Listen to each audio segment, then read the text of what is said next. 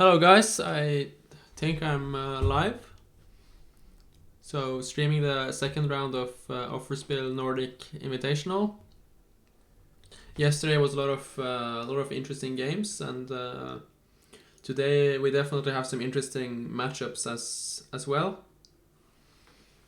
So yesterday there was like a very big rating difference between the players, which is usually the first round, but now it will be more close. So like the first board we see already 2350 guy playing against the first seed, and also 2300 on second and third board against the higher rated. So really looking forward to today. Commentary starts in 1 minute. Johnny Machine. Good day. Halla. Jag ska joina dig. Oh, nice. Ska jag sitta här eller? Jag sitter här. Allt bra? Okej, ja då. Allt är fint. Ska vi se. Okej. Kult att inte måste göra det alene. Ja, det var det vi tänkte. Jag ska vara med lite grann. Ja, okay. Okej. So yeah, I guess we will see the first move very soon. Just 1 minute to go. Do you think Lucas can give Jonas Bjerre some trouble today? Yeah, I definitely think so. I was just saying yesterday there was a huge rating difference between because the first round is always like that, but now the second round the ratings are starting to close more in and starting to even up, yeah. Yeah, and usually like 2350 with white is not easy to beat at all, and I think Lucas can be pretty solid as well. So. Yeah, and he's also usually very well prepared with white.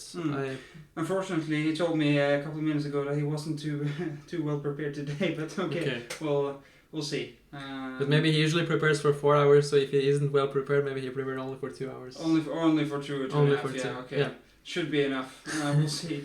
A couple more exciting encounters today. I'm looking forward to seeing Linus against Odin, which should be a pretty good matchup on board 8.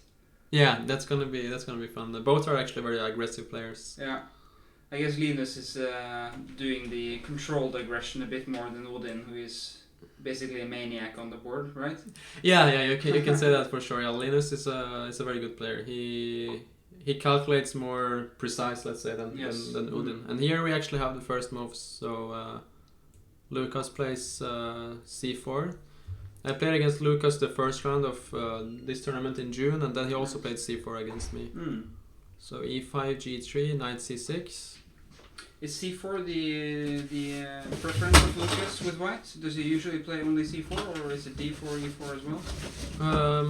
That's a good question. I think he plays c4, d4, and knight f3 also, but not so much e4. Okay, but he varies a lot though. I've noticed. Yeah. I think it's just not e4, but the other moves he plays. But very often the same kind of setup. I mean, the kingside fianchetto very often and so forth. Yeah, and here we see an interesting setup with black, with knight c6 and bishop c5 is known to be slightly more maybe aggressive. If you want to play for a win, you play usually with d6, a6, put the bishop on a7, and maybe even sometimes you go f5 with black. It really depends. And white usually plays e3, knight e2, or puts the knight on f3. I remember I was playing this setup with black some years ago, but I think objectively it isn't so great if white knows it. But I've met this system quite a lot against some young Norwegian players. I mean, Johan Sebastian, Johannes Haug, and those guys plays this system, especially in blitz. I usually go e3, knight e2, but then they hit me with h5. It's not so easy. Yeah, exactly. This h5 move is the point with this variation. A lot of times you go h5. I remember myself in Reykjavik Open, I was playing with black in 2016. I played this setup, put my bishop on a7 against a strong IM, and at some point I went h5 and he wasn't ready for it, and I won easily. But could get ugly actually, yeah. Yeah, but h5 has to be very well timed, and it was some years ago I looked at this variation, so I don't remember the details so much. But e3 is definitely very logical, like shutting this bishop, so it's not doing so much when it has to point at e3, and the knight will go to e2. So what's the most logical sequence here? Is it d6, knight e2, and then h5? I think d6, knight e2. And then bishop a7 or? Yeah, I guess. I mean, white is going to play d4 in the next move, and then you go bishop a7. I guess it doesn't matter if you play bishop a7 yourself, because white is anyway going to play d4. I actually don't remember. You can put the knight here and here. I think for some reason it was more precise to put it here. Okay. I don't exactly know why. Maybe it's because after d5 you want to have this square for your knight on e7. Lucas went knight f3, which is interesting, instead of this knight e2 setup. Okay, so click here to get the game, or you can just click on the move as well. It's here. Yeah, knight f3. That's also a main move, I think. But I guess black usually goes knight f6 in this position, or knight e7, yeah. But then maybe d4, bishop a7, and d5. Maybe your knight doesn't have any good squares, and it's a bit awkward if you have to go to b8. Looks a bit slow, but okay, still solid though. But probably not what Jonas wants with black against Lucas. But I think this opening will really depend on who is better prepared. It's I mean, if Lucas knows the details of this variation, I think he will be happy. But if white doesn't know it so well, usually black can get nice positions. Like even sometimes they go f5 and, as you said, h5. And it can be annoying for white. Fingers crossed for Lucas in this preparation, at least. Yeah, it's gonna be interesting. Let's look at the second board. We have kind of an unusual opening with a6 here, which it's definitely not. I've seen this well before, known. Actually. I think I saw it in the online Olympiad just now on chess.com. Some strong player played it. I'm not sure. I guess you want to play the Benko gambit without making it a gambit. Yeah, I've also seen this move, but somehow to me it looks extremely stupid to play a6. I just don't understand, because you're basically preparing to play b5. But let's say if white makes a move like queen c2 and plays e4. Because often white plays queen c2 if you go b5 right away, right? So exactly. It's just a6 instead. So I saw this movie when I was in Italy, but I just couldn't take it seriously. No. I don't know how to explain this move. Okay, so I guess if white goes a4, then it's just some weird transposition into the Benoni, I guess. Yeah, I think a4. So when I was playing in Italy, so this a6 move was played in some games, and white was playing a4. But I would just go queen c2 and play for the center. Yeah, or f3 maybe.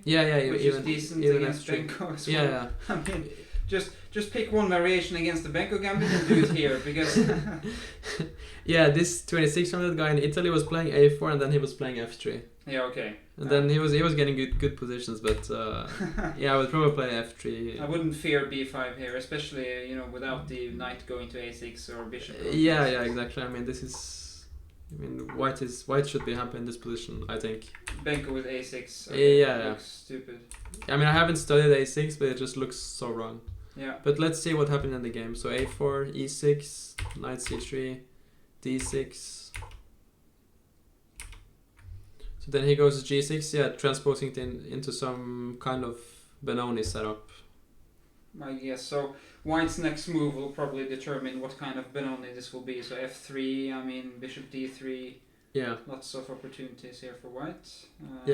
But definitely feel like white didn't maybe play it in the most critical way, and also black is playing very fast, and white has spent some time. So I'm sure black is prepared for this. So now bishop d3 is gonna go bishop g7. Probably, yeah. So white is maybe planning to set his knight on e2, I guess. I mean, sometimes you go bishop d3 to play knight e2. I'm not sure if that's what his idea is. So white is spending some time against some weird setup, which is he's not in trouble, but it's not a good sign either. So we'll see. We'll pay close attention to Connor's game here against Francesco. Philip in the chat is saying, he's hoping that Mats Vestbjellingsen will win today. He's playing against Nilsen on board 7. Oh, let's have a look at that.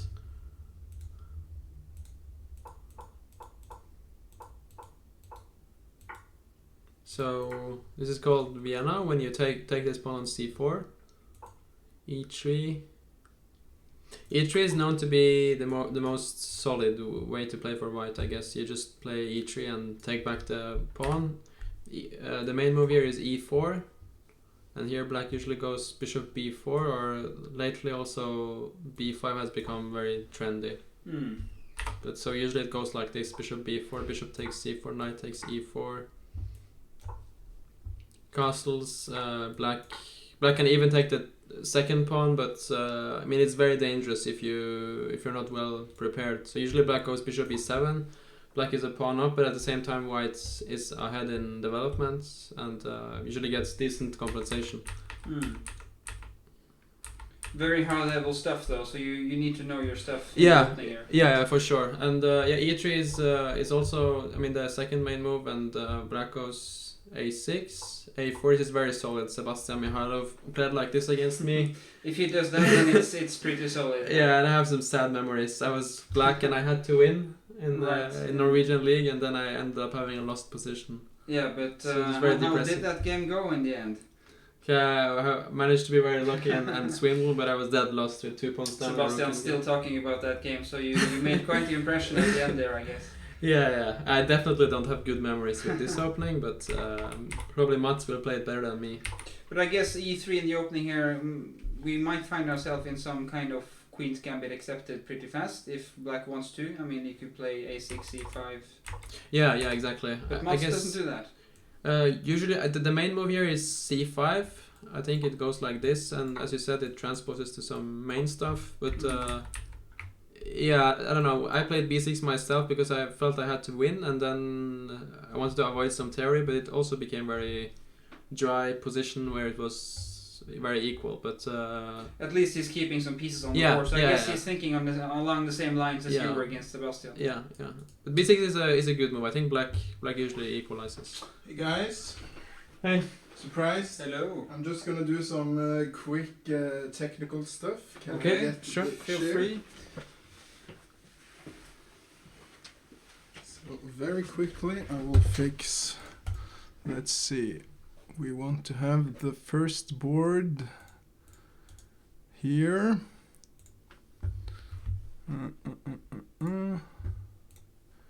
Like this. And also your name is actually not CM. That's fine though.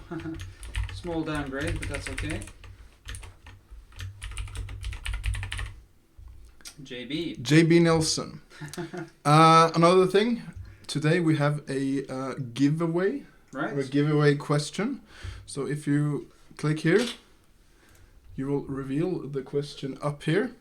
So the question is, how many official games have Magnus played for Offerspill? And that is in the official games, meaning rated games. Rated games in mostly Estlandsserien. I can tell you. Norwegian League First Division, yeah. So it's a pretty difficult question, a bit tricky. Yep.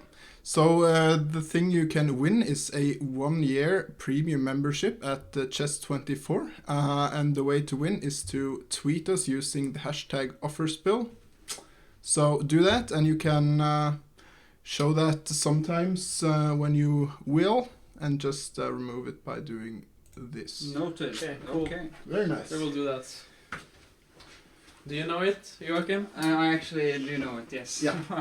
we might have discussed it. I have a guess, but I'm not sure. Yeah. Okay. Yeah, we should probably not discuss it. not too much. Not giving any hints. Not any hints, no. Yeah. Okay, well, excited to see whether you guys in the chat know the answer to that question. It's tricky for sure. Turning our attention to Erlend's last move here, Queen E2. I guess she wants to make E4 work at some point. I guess that's a long way. Yeah, very very typical to play Queen E2, just putting the queen on a better square and Rook D1, right? In like the Slav almost, yeah. Yeah, Rook D1 is also nice because then you kind of prophylactic against C5 because this line will open up. I think that was what Sebastian did against me too, and I was begging he would play E4 at some moment so it would become a bit sharp. He was just holding off. Your move.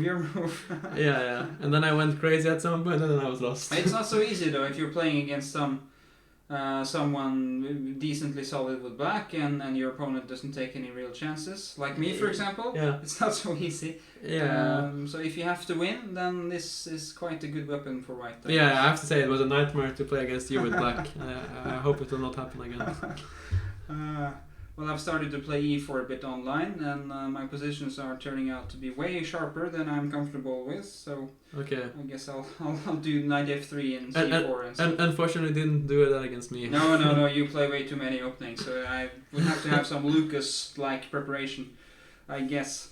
Talking about Lucas, let's see if we got any moves. If you'd like to see the games from yesterday, guys, in the chat, then you can just visit leadchess.org and or our website, and you can do you can check out the games via their broadcast function on the website. So lots of cool games yesterday as well. So interesting that Jonas took on d4. Usually you don't do that, I think. Obviously, if you go here, I think white can take on e5, and this endgame could be slightly unpleasant. I think b3, bishop a3, and white plays for long castling, and then the bishop on a7 is kind of dead. I think there was a game here where Fressinet just crushed Nils Grandelius in a classical game. Looks quite unpleasant already, actually. So. Yeah, so I think usually black goes bishop g4. So you're ready to take with a knight if white takes on e5. So usually also you're threatening this pawn on d4 with this pin. So usually white goes d5 and then you maybe go knight e7, and you get this structure, which is double-edged, I guess. Yeah. So Jonas took and play knight e7, which also looks kind of logical. Getting ready to castle. Opening up the game a bit more, I guess. Yeah, so that might be his plan here. I'm not sure whether.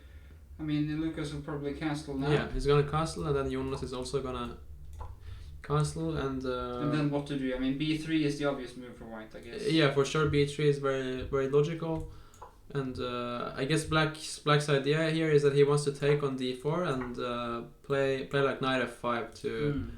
Attack the center, and black is always happy if white plays a move like d5, because then this bishop suddenly a monster. Suddenly a monster, and this is like a dream come true in some positions for black. So I guess white will try to not play d5, play knight e2 instead, bishop b2, and white looks very solid, but at the same time I don't think black has any real problems. He usually goes c6, maybe bishop d7, rook e8, some logical moves. Yeah, there's no breaks from white with the pawn, so maybe white could take on c6 first. I mean, is that? Yeah, maybe he has to do that, because the logical move doesn't seem to give so much advantage. Maybe after this sequence, take on c6. So the question here is, what does black take with? I guess you take with a b pawn, because. To limit white in the center. I mean, you take this important square, and also you can play maybe with bishop e6, and I guess Jonas also wants to win this game, so a b takes e6 is more double-edged. I guess. Looks like I'm getting replaced. So yes. Goes it in? Hello.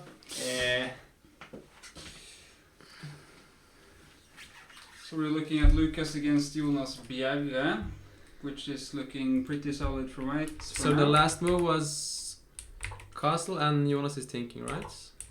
Yeah, I think as you said, probably there were many mistakes in a row, because white should take on c6, black should take on d4 on every move. I don't know. Yeah, I think b3 black is completely fine. B3 is a very dubious move, I think. So already here, probably white should take, because black is threatening to take on d4, and that structure is usually nice. It's good. You just, let's say, bc6, whatever, you go b3, bishop b2. Black has no counterplay, and the bishop on a7 is out of play. So white is simply slightly better, yeah? Yeah. This is Magnus, by the way, guys. You can only see his clothes, but it's the world champion, so... Yeah, and I'm getting thrown out. That's fine. See you later. Quizzen, Lauren. Quizzen? Giveaway. Okay, Giveaway. I'm just going to compose a tweet. Okay, cool. Saying that I'm here.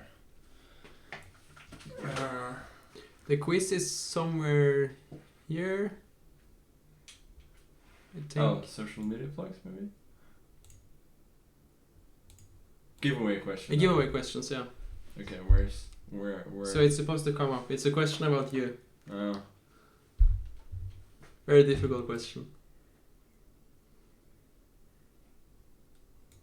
So yeah, the question is how many games did how many official games did Magnus play for Offerspill, the club? Oh, that's a good one. And the winner gets 1 year premium membership on Chess24. So you have to think, guys.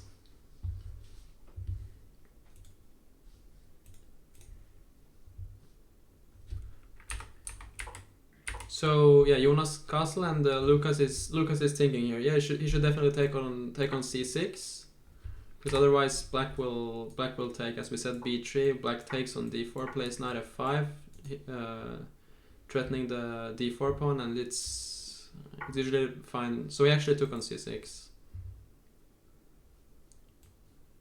Jonas is probably gonna take with a b pawn, and we're gonna see b3. It takes with a knight. I guess white will still go b3, play bishop b2, queen c2, rook d1, and has a very solid position. And his knight at some point can go to d5. We will see. What do you think about this a6 move in the opening, Magnus? It looks very strange to me. Yeah, it's a bit weird, but yeah. Yeah, I don't know about a4. I guess is a decent response, but it seems a little bit cooperative. Yeah, I agree. I was just saying I was in a tournament in Italy, and this a6 move was played in some games, and this 2600 guy Pierre Basso was also always answering with e4, and then he was going f3 e4. But to me, it looks like you should go maybe queen c2 and play e4. But yeah, I don't know. Okay, let me just finish my Okay. statement.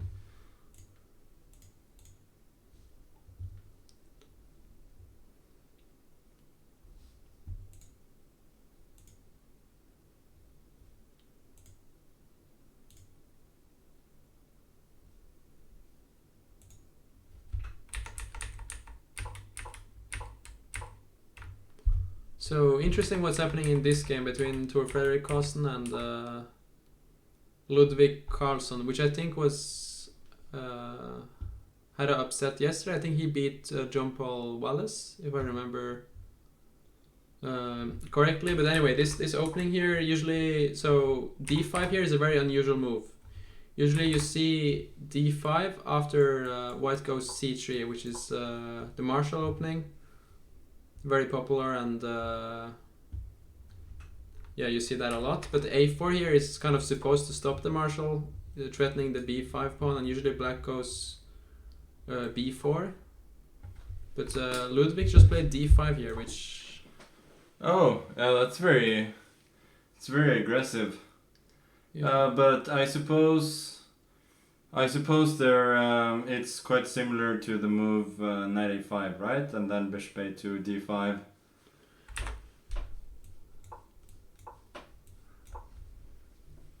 I actually thought about this in 2004. Okay. Interesting. I never checked it with the computer. So what's happening here? I guess white takes... Yeah, there d5. was this game, Dubov, yeah. Yeah, he played knight a5 there, yeah? It was like that? Exactly. But I guess when he goes d5 immediately, his idea is to go takes e4. No, I mean ed5, e4 also.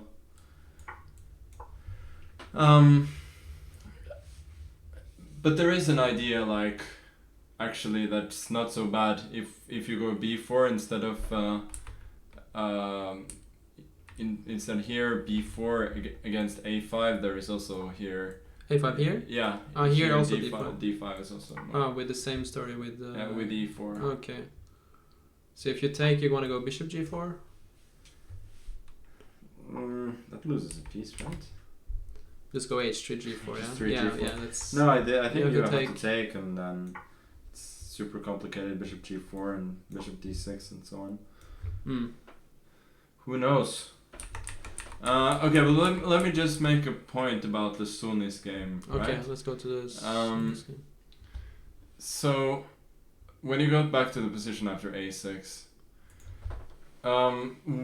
what I think is a funny point is that when you play the Benko Gambit, when you go for b5, right? Then it's not really such a big threat to take on c4. Like after knight f3, you don't take on c4. So now you're wasting another move with a6, and you're taking away the best square for the bishop on a6. So it seems like this move should be wrong. And I remember like thinking that, I mean, white could basically give, in this case, white could basically give black like 2 moves and you still wouldn't really care. But I guess it's somehow hard to play aggressive moves since knight c3 will always be kicked by b4. So I assume it's not that bad. But what do you do? Like, let's say a move like just queen c2 preparing e4. I guess after queen c2 you just want to go d6. And you're claiming that, and you play Benoni structure, and you claim that a6 is more useful than... So you don't care about b5 anymore. Queen c2, you're kind of happy that white played that move. Yeah, I guess that would be his point, that a6 is a useful move in Benoni structure, and then you just play... You just play like this, castles, you go e6, and then... Okay. Okay. I don't know if it's correct, but I would assume that's what he wants to do. And you can see in the game as well after a4, of course, b5 is prevented, but he just plays normally. He just plays normal, but this is very useful for black to have included a6, a4.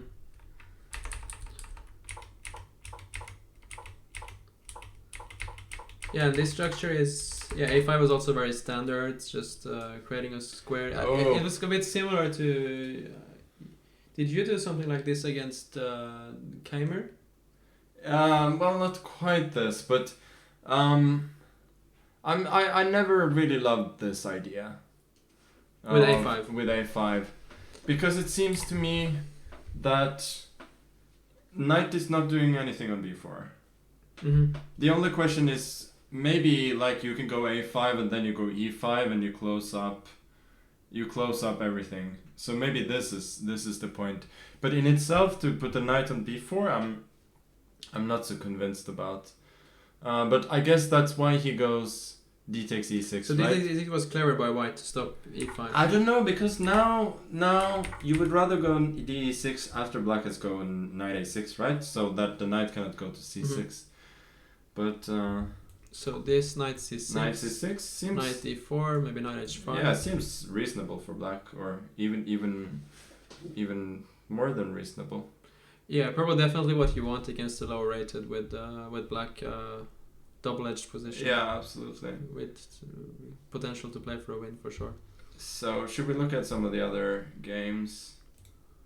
So here, this is a normal line. So I mean g3 is not the main move here. Usually white goes e3. Also in the chat we should mention that Skirkis is saying waiting for knight a6 and then go d6 is interesting. So that's also what I was saying in that other game. That's Frode Urkdal, yeah? Yes, that's Urkdal, who's beat Ivanchuk yesterday. So an amazing guy. So g3 is a well-known pawn sacrifice. Black usually takes bishop g2, and later you, I guess, b5. Yeah, you have 2 options, knight e5 or castles, but many times it ends up being the same thing. So knight a5, you can even go... Is it here you go a6 takes queen b6? Yeah, this is not bad. Yeah, this is fine for black, and then you go bishop b7. Yeah. So very often you see white just castles and then later plays for b3. Well, after bishop c6, e7, you probably take on c6. But let's say bishop b7, then white plays b3. Yeah. I mean, generally, you go b3 and you take this structure like this. I guess you take with a pawn. Yeah. Then, okay, black is a pawn up, but at the same time this bishop on b7 is dead, and you just play normally with e3, queen c2, maybe bishop b2, rook c1, and okay, you have compensation. Definite long-term compensation. Yeah. As long as black cannot play c5 unhindered, white has good compensation. So this is going to be a fight. Elsnes. Very aggressive position. Very aggressive play. So this is normal. I take knight d2, knight b7. I haven't seen h4 here. h4. Oh. Yeah, this is kind of new to me. And he also seems to be prepared because he played. Yeah, he's played quite fairly fast. Okay, so how to deal with the concrete problem of the bishop getting trapped, right? So he takes on she takes on c4, knight bishop c4. How about knight e5, and then knight e4? So h5, you take bishop d3. Yeah, or bishop b4 to d5, Yeah, but yeah. bishop d3 is simpler.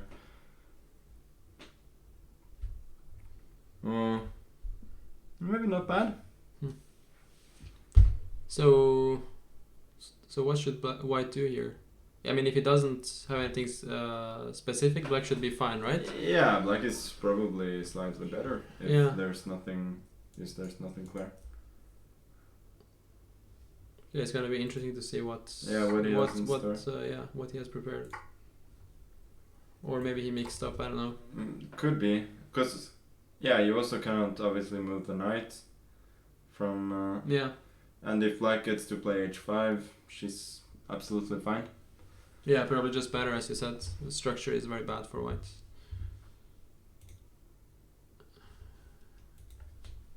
Okay, here we all have a very unusual opening. Rune Duras is a grandmaster who is very well known for playing kind of dubious but unusual openings. So here knight c6. It's not a move you see every day. Followed by e5. I guess white usually goes knight f3 here. Yeah.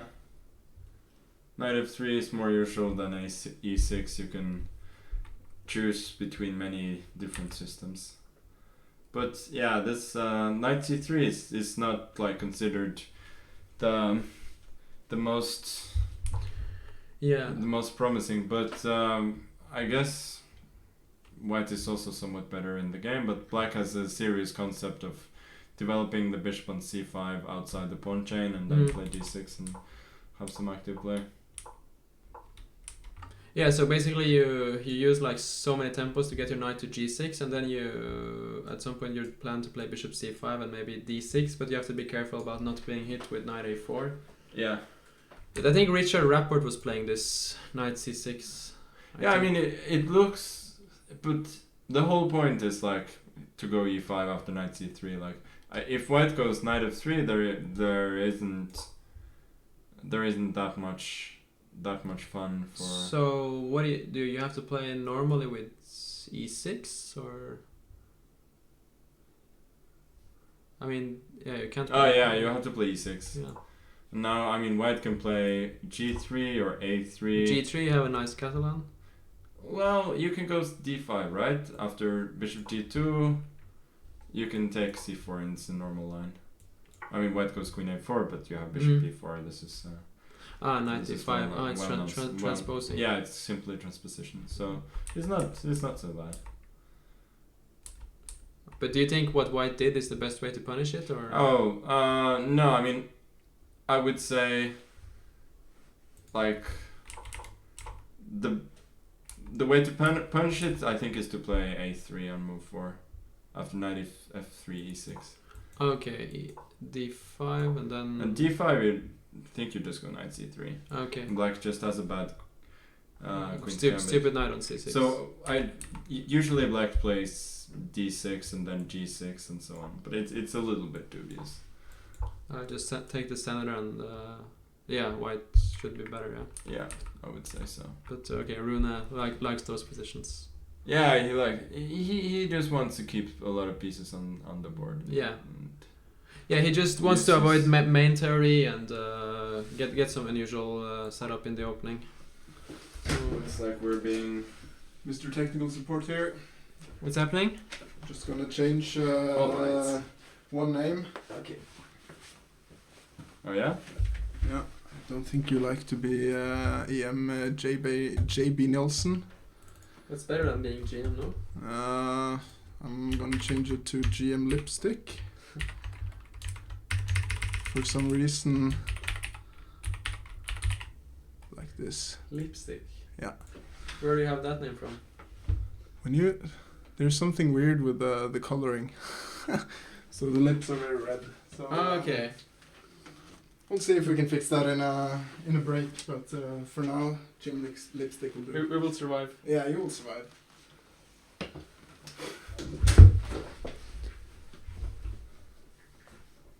So, but Okay. it's strange that Black played this and then he's thinking. Oh. But I guess Bishop D5 is not. Yeah, it's a No. very unusual move. Okay, but Tor Fredrik was thinking for 18 minutes, so he's definitely out of book. He probably made this Bishop D5 move just trying to get his opponents out of his preparation. It doesn't look so bad. So the idea is if you take, you just go knight c3 and then you maybe. yeah, which looks nice for white. Yeah, it looks like you're winning a lot of points. Maybe black goes knight d4, but I don't see the point. So takes, then that No, can't. you can't. So I mean, you go bishop d6 or bishop f6. I don't know. But black is just worse. Yeah, you're trying to claim that these pieces can't go out, but yeah, your pawn's down, so Yeah. Okay. So we're gonna put this in the category of weird. yeah, we'll see what happens. Definitely interesting Yeah. position. And here, so knight a2 is kind of unusual, but at the same time you force his bishop to go back. Yeah, but she's playing the wrong concept. Yeah, I think usually white goes bishop d2 and No. This is wrong. You should play knight a2 and bishop d6. You should play knight c2. And then, if black wants to prevent d4, he has to go bishop d4. So, but he's not gonna play this, so she would get to play e4. Maybe black. what happens? Can't even go knight e4 because this pawn is hanging. Yeah. I guess you have some compensation maybe, but I'm not so sure. Oh, this doesn't work. Bishop f3, gf3, queen h4, f4, take a6, and Oh, okay, that's nice. We can just show that. So f4, the point here is black takes and goes queen g4, Oh. winning the rook. apparently I put the wrong link in the Twitter.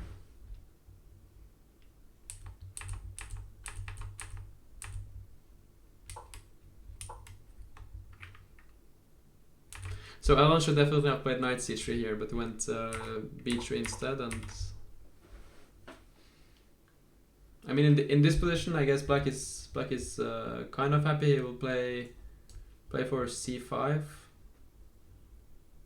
and he should definitely be have equalized. I think the knight on a2 looks a bit stupid.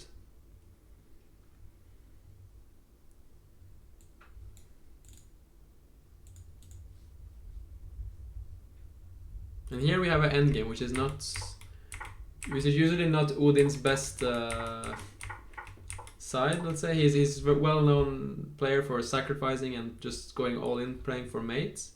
Odin here with black, but here I think Linus is playing the right approach, just changing into an endgame.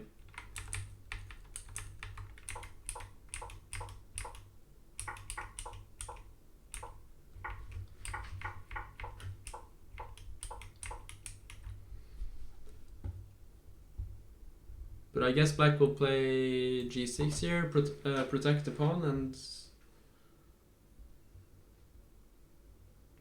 I don't think black should have any problems, objectively speaking, in this position.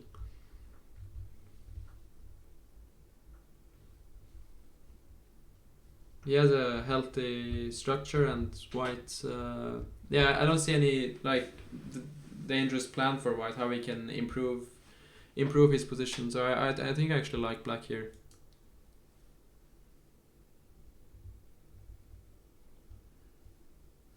Do you think Odin should be happy with this? I think black has a very decent position, but I mean, I think realistically it's white who should concern himself with equalizing here. Yeah, I think so. The bishop on f1 is a problem for white. You don't really have any good square for it. I mean, I think you have to take on d5, and then just to take everything and then go f4 and go for bishop g2. But I think black is just fine. Yeah, you'll put a knight on e7 and then... Yeah, okay, it's a little bit passive maybe for black. Maybe he should have played something different. But if you don't take at this moment, maybe black will play knight e7, yeah? And then it's... Yeah. You have two lates. Yeah.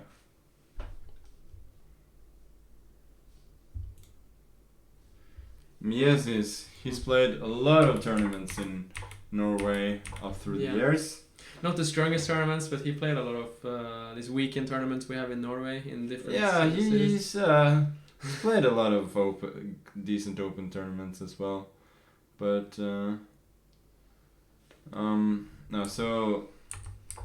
anyway, Kvale, one of our biggest young talents, who did cause a few upsets last tournament we had in June by beating a few, I think, international masters. So we got ourselves a position where I don't know, knight c3 seems a bit strange, right? I mean,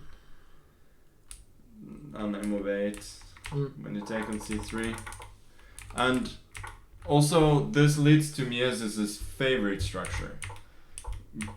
Let me just show you from move 1. What is his favorite structure? Okay, so this is a line he played it against me, and he played it a lot against other people as well. So it's a line, I think, I don't know if he still plays it, but he used to play it all his time. He played it against me also. Played like this.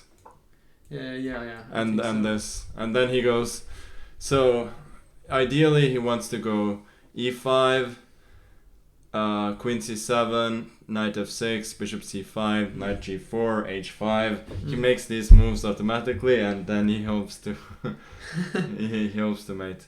But it's the idea is very sound from a structural point of view, to have this this pawn on e5 and so on. Bishop will be good on c5. So it's not, I think, for some concrete reasons it's not great, but conceptually it's not bad. Yeah, he's definitely a system player, I would say. Like with white, he always plays c4. Always plays c4. Yeah, I don't think he plays any other move. With white, he always plays c4 and usually plays the same openings, but he knows them well usually. No, he's a very talented but also kind of lazy guy. So he never really knew. He never really, knew too many openings, and he just played the same systems, and they were against lower rated oppositions. They were always working because he's a very strong player. But I think here. I think white has kind of a nice position. Would be a little bit worried about the bishop on b6 if I was black here. And I think in this particular structure, like the one we were talking about before, white would go e4, but maybe with bishop on g2 you don't want to do this. You want to play knight d2 at some point and point some pressure at the queen side. So I think white is a little bit better. And so what would you play if you had this position? Would you start with knight d2 here? Yeah, I think I would play knight d2. Knight d2, bishop e6. Bishop e6. Maybe I would go bishop a3. Intending b5. And if, let's say, rook f7 seems like the logical move, I would be very tempted already to go b5. And if black takes, and then to go c4 maybe. Put the bishop on b4, and maybe you're allowing bishop d4 now. But in general, it seems like this could go very wrong for black on the queen side. So yeah, this maybe it's not a big deal. You push the pawn, bishop goes to b4. So the bishop is really risking a lot. The black square bishop. I mean, because here also white is threatening c5 in some positions. And yeah, I guess you go c4 anyway, right? Yeah, I think so. Yeah, and this is a huge threat. Yeah. Okay, so black's position can very quickly become critical. Oh yeah, absolutely. And he played bishop a3. It seems. But this is also an excellent move. It's the same idea. And I think black needs to, I don't know, maybe push f5 e4 at some point. But it seems a bit strange. If I do a move like this, you still just go knight d2, I guess, and knight c. Yeah, I can never play bishop e6 because this pawn is. But maybe you will play c6. Yeah. But here b5, yeah, it's already some tactical problems. Yeah, like here you can't take this pawn because then your rook is dropping. Yeah. So I guess here you have to play a move like bishop e6, but then already you're losing a pawn if you take on c6. Yeah. So definitely a lot of pressure for white. Maybe not a big advantage, but nice pressure. And yeah, so this was. Yeah, this is a bit strange. I think you would probably want to play. Probably he got very scared here because of something like this, and he wanted to be safe. But if you want to be safe, knight f6, I think is better. Okay. Yeah, that looks like a clever move. Yeah, then you're never afraid of something like this. And queen is a little bit strange on c2 because it can always be hit by knight d4. d3 also, you can maybe even just go h6 and stop bishop g5 and oh yeah, absolutely. Have a solid position. So let's look from the top here. Lucas against Jonas. So we got this structure which we said was kind of nice for white. He's playing bishop f5, trying to create something on d3. Yeah, bishop f5 is a good move. You can hope for queen d2. Queen d2, I was gonna say that as well.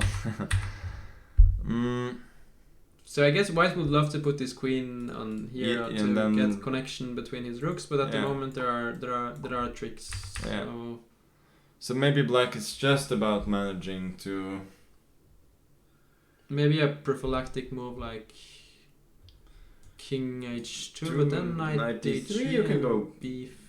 You can go bishop a3, right? b5. You go e4. I think it's not too bad. So take on f2. I guess it doesn't really work. Can even. Maybe even have knight e4. Yeah, absolutely have knight e4. Yeah, and then you have two pieces for a rook, which is nice. Yeah. Okay, this is just a sample line, of course, but yeah, maybe something like this. But I think black will just go rook e8 instead. But then you can go e4 if you want. Yeah, at some moment I was just gonna say if at the right moment white can suddenly push e4, f4 and E4, completely F4, take over. Yeah. And knight d5 is also in the air, so white has a lot of potential. Black has to act fast, I think. Yeah, absolutely. Try to create something very quickly because otherwise white gets everything. Here was bishop g5. Spending a lot of time, the white player here. I think he's not too confident. Yeah, I think he doesn't really know. He doesn't really know what to do here. So what's the idea here? Let's say if black just makes a move like h6, you take. No, I don't think you take. I think you just. He wants to go here? No, I think he just wants to go bishop e3 and claim that h6 is a weakness. But is it? No, not really. I mean, can't he just go something like knight h5? Queen. You go. No, not queen. Think about rook f3. Then rook f3 is very strong. Bishop knight b5 is maybe a move. Knight b5? Yeah. Okay. Bishop b2, you can take on h6 maybe. Mm-hmm. And your next move is maybe something like just bishop e2 and press on d6? Yeah. Okay, interesting.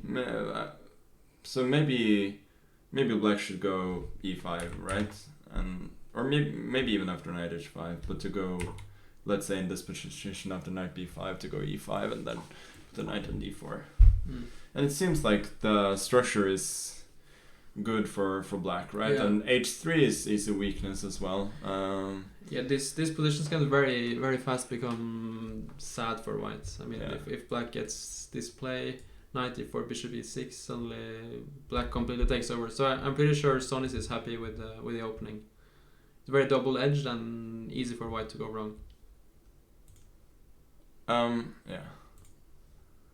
Okay, somebody asked about my back. My back is fine. I had a good workout today, so it's recovered really well. But thanks for asking. Oh, he went immediately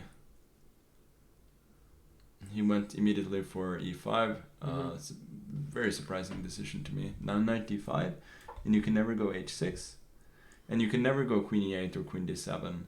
So how exactly are you going to solve the problem? So is he gonna play a move like this? Bishop e6, then rook c8, and then queen e8. It looks strange to put yourself in this situation. Yeah, it looks very cumbersome actually to make this maneuver. So I don't like this.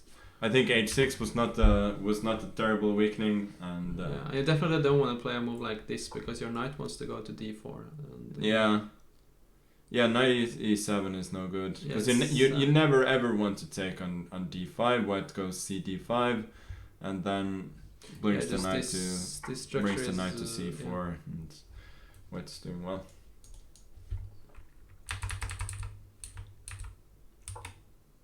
Yeah, so he taught for 12 minutes and played e5, which...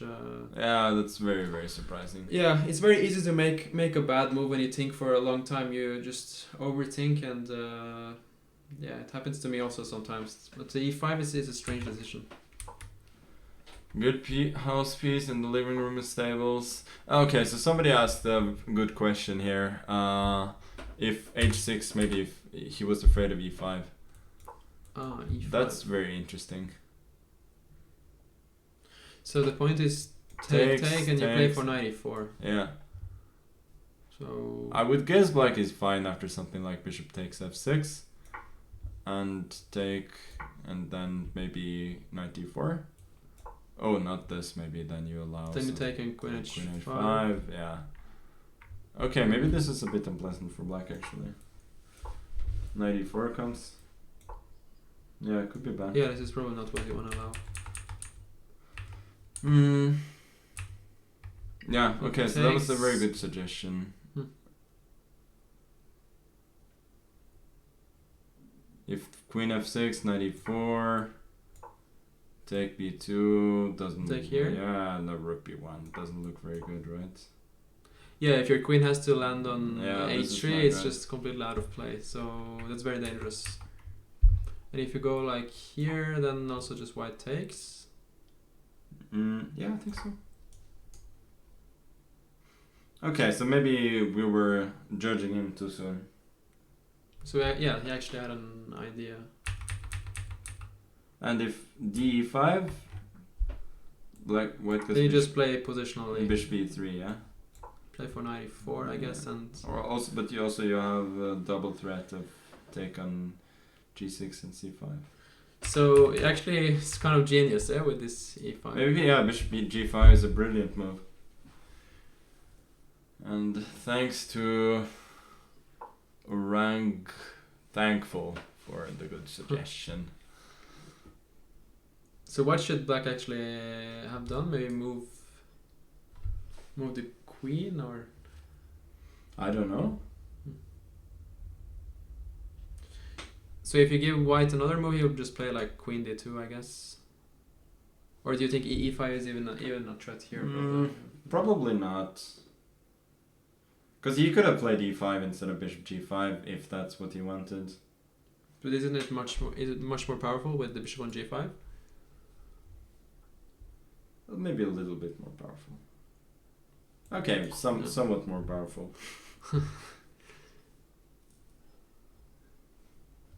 Okay. Anyway. Interesting.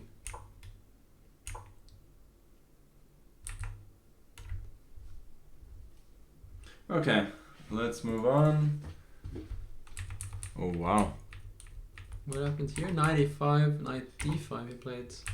Yeah, this is also a playable move. Okay, I haven't seen knight d5. I always thought black just goes. Yeah, knight d5 is also playable.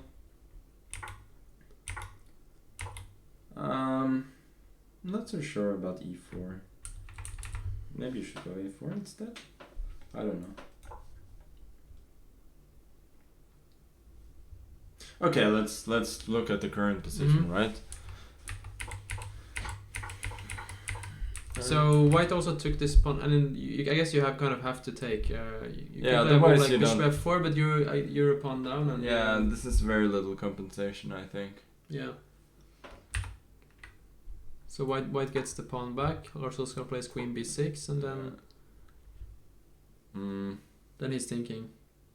So actually, this is not a threat. I mean, if you castle, you cannot take immediately, at least because of e5, and the rook is dropping. But I guess you go bishop b7. Yeah. Yeah, white goes d5.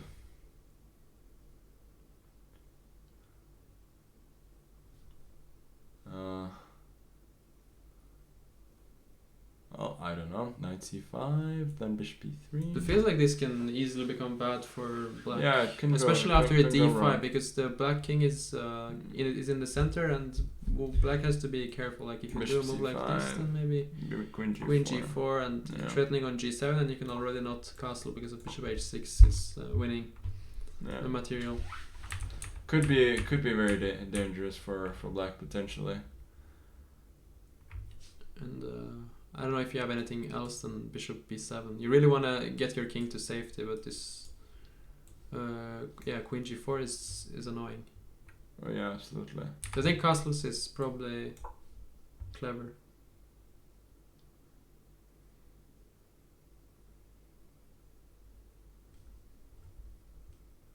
Yeah, I feel like white has some, black maybe has some kind of decent option, but it's not so easy to see. Maybe you play like this and try to meet it with knight d5. Yeah, but then white goes knight e5 himself, right? And then You have to then play you have the a4 yeah, as a a4 as a and huge this threat. is- Yeah. Yeah, suddenly you're lost. Rook b1 and It's just losing a pawn. Maybe he's gonna be very creative, right, and just take on c6. Yeah, this is actually Lars Oskar style to just sacrifice on. He took on. Okay, he didn't take on c6. And this has not happened, but yeah, this would be very much his style. Just take g2 and play knight b6 or bishop b7. Kramnik would do this.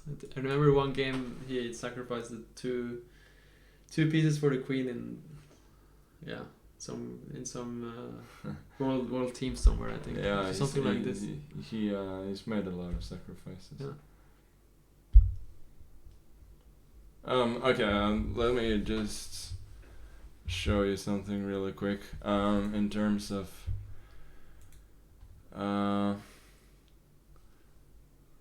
where can I find, like, I want to show one of my games against Nakamura.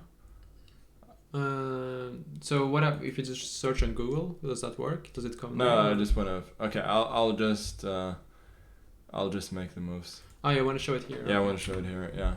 Okay, so it's on the I don't remember exactly what happened, but it's on the theme of queen sacrifices. Mm-hmm. So the game went something like this. The move order doesn't really matter. Like this, h3, bishop e6, a4, Rook b8. He took our queen e2. Oh no! This is completely the wrong game. Never mind. So where was this game? No, this was one of the. I'll get to it. I'll manage to find the right. Okay. The right game. Because the idea is sort of the same. It's really cool. Or yeah, whatever. Did he play queen e2? I don't know. At some point, something along the lines of this. I just want to find the correct position.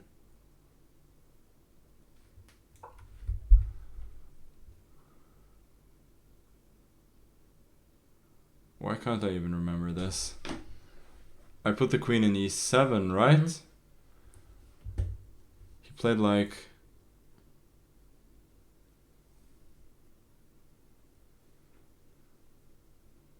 So this was in rapid, or it was in... Yeah, it was in rapid. Oh, okay. Because there was this really cool opportunity for queen sack. I mean, I simply cannot remember the game. Let me think about this. I can try to check it also. You can play through the game leechess.org/broadcast. Okay, let me...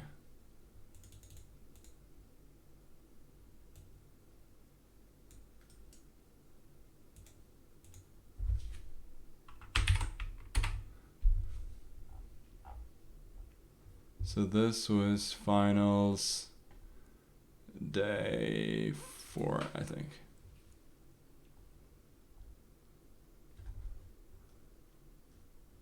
No, that was not it. Finals day.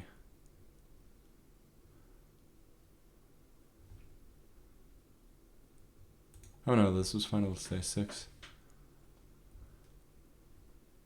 Okay, so this game actually. Oh, he had already put the knight in g3. Okay, there we go. Finally, after a lot of nonsense. Okay, so this is just what I want to show you. Mm-hmm. Like computers, they were saying c4 here, and b5. And my intention was not b5 is interesting. I was going to continue like this, and then d3 and knight d7. I thought some compensation, but I mean I haven't checked if it's correct or not. But what is very interesting is bishop a4. Straight. And you want to take on e5, but you don't care basically. Yeah, and I want to play c3. Wow. And this. What would you play as black here?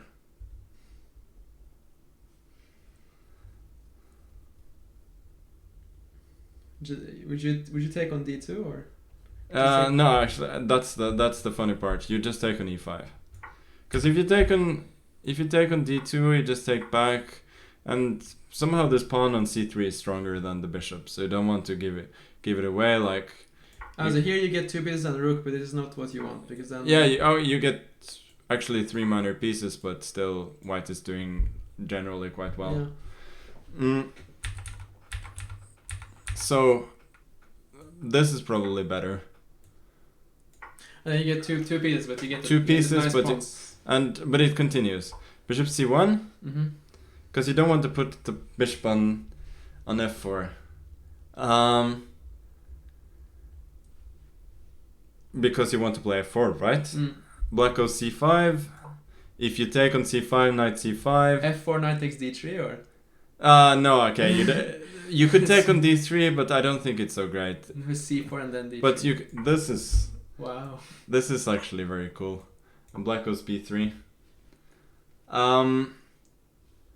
And... This is beautiful. Yeah, this is really, really nice. And... Like...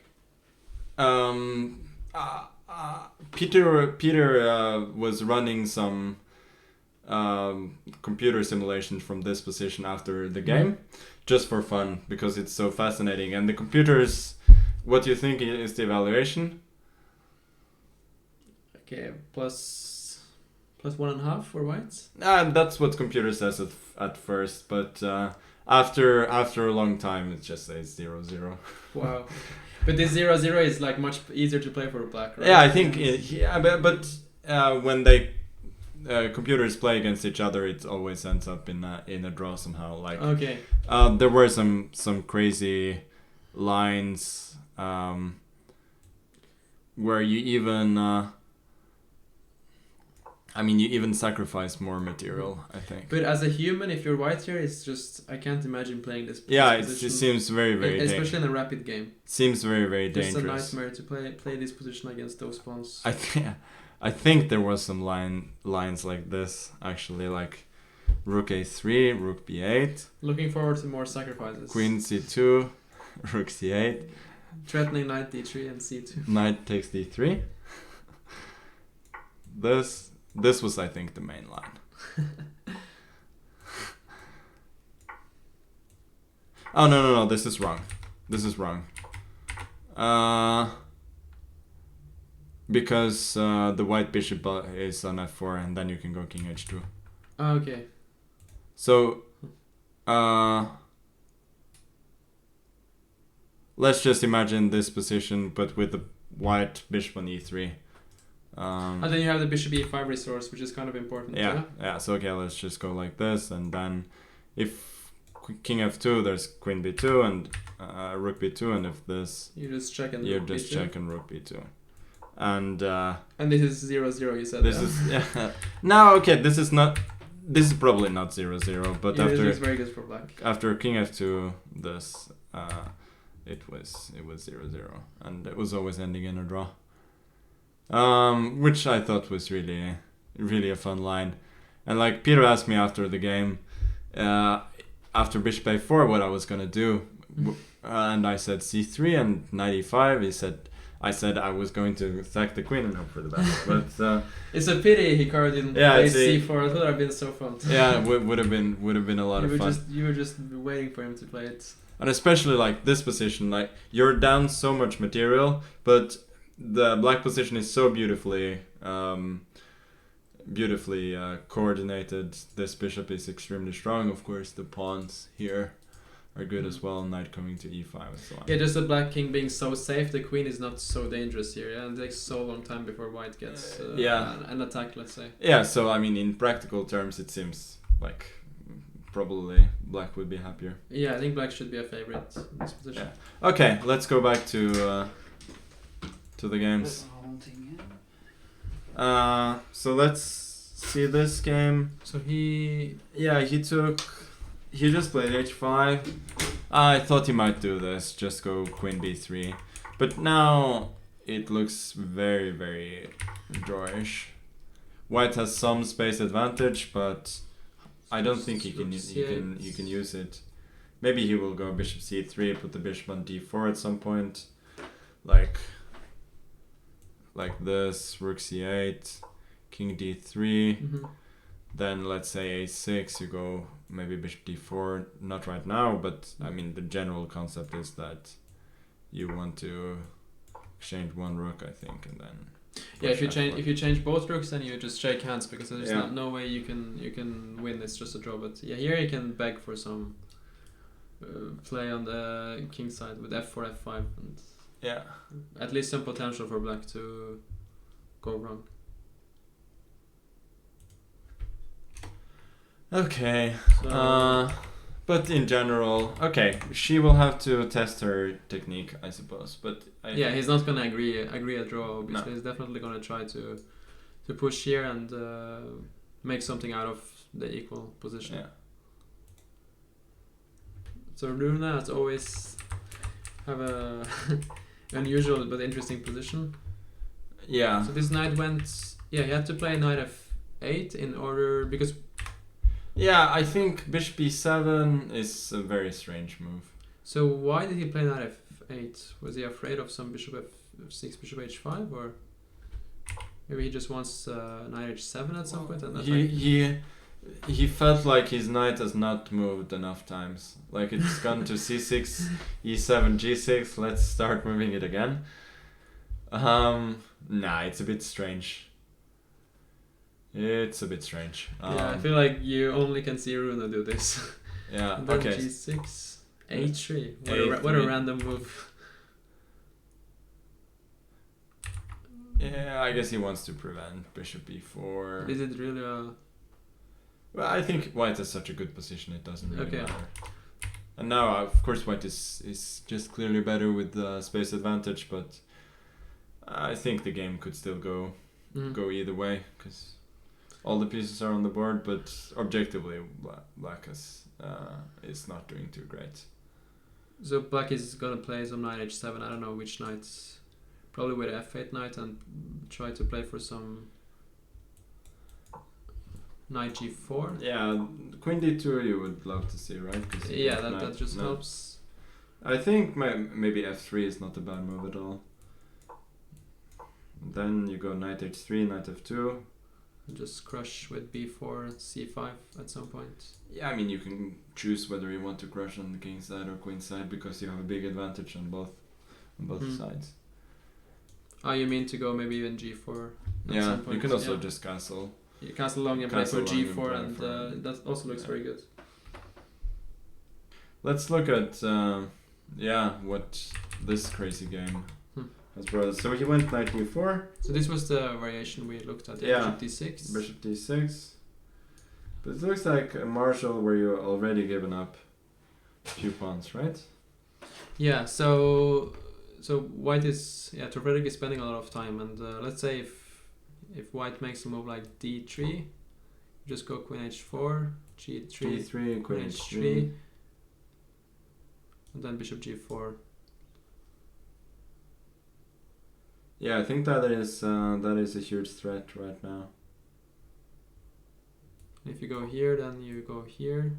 Here, queen h5, Knight knight d2. e2. At least you can go ab5, right? Or Mm. rook e8 and then ab5 later on.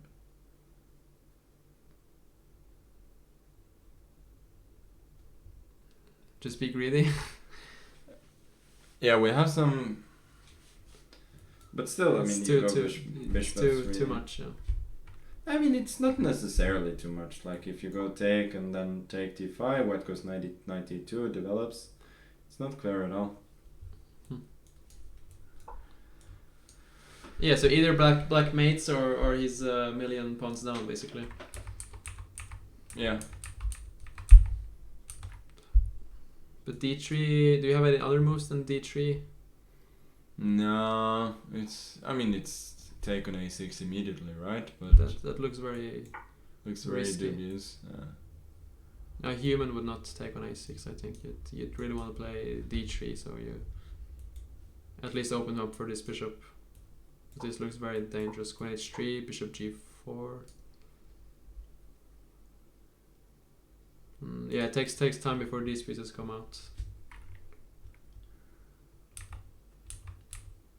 Oh, d3 by black instead of bishop d6. It's suggested by GM Jordan v Forrest. I don't know if that's the real Jordan? That's the real Jordan or an imposter. It probably is the real Jordan. Yeah. It is a cool move, I think. Yeah, it's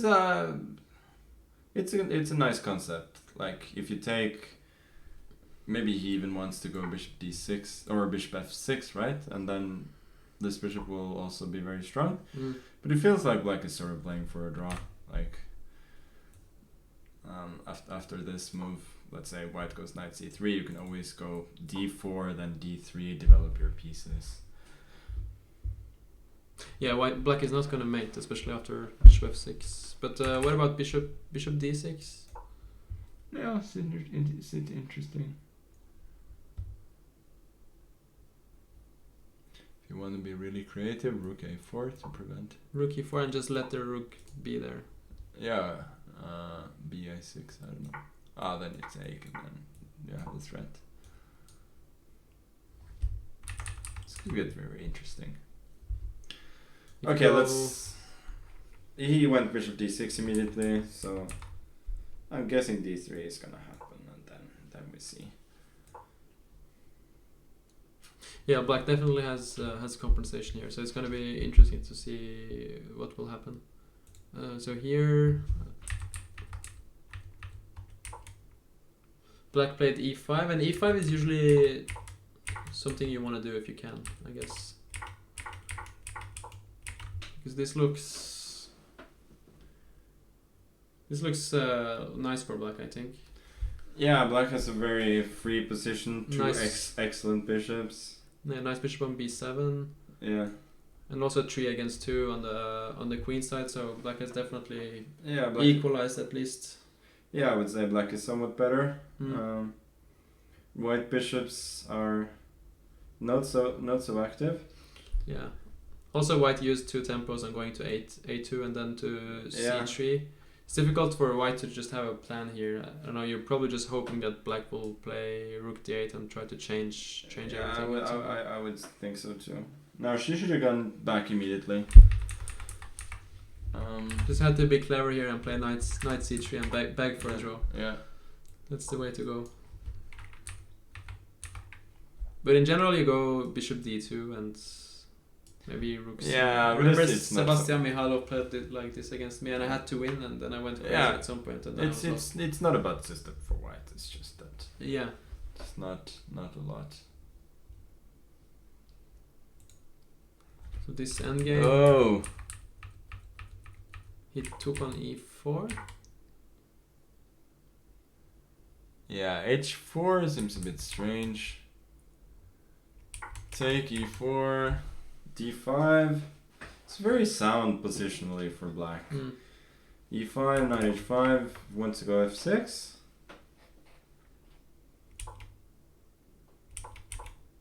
Okay, so question, why has he not taken on e6 when he had the chance? It's a good question. King c7. d5.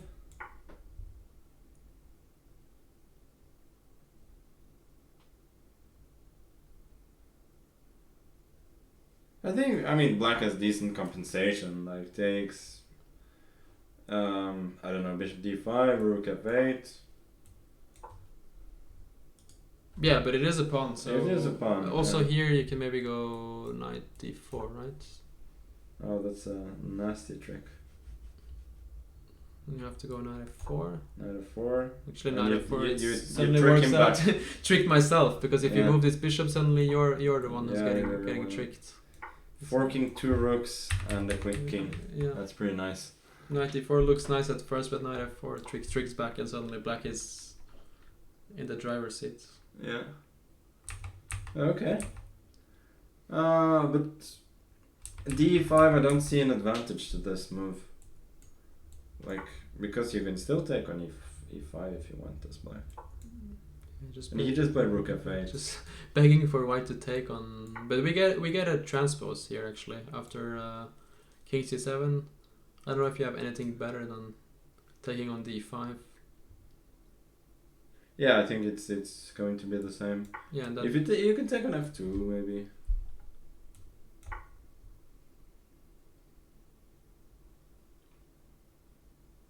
Bishop c6 maybe. yeah, Yeah, take d1. I don't know. King d1, king c6. Looks like a draw. yeah, king But- comes to d5 after knight d4. Black is very active, so Yeah, it's a should be fair a draw. compensation for a pawn. But Or a draw like this, I guess, could also happen. yeah, absolutely. No, it seems.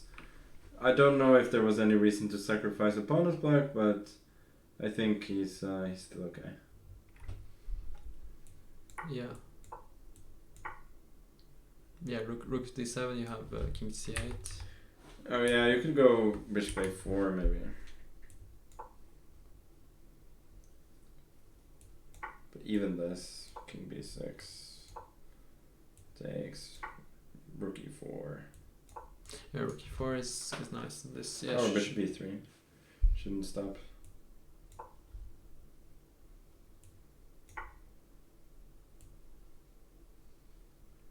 Bishop d5. Bishop d5. Yeah, black is suffering a little bit. Yeah, I have to try to do something with the g pawn, but then I have to be careful with the pin.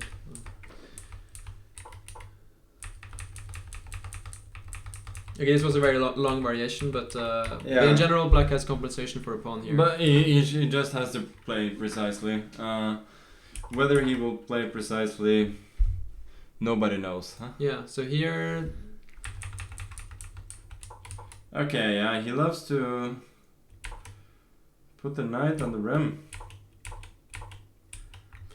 This was probably not the best way for white, right?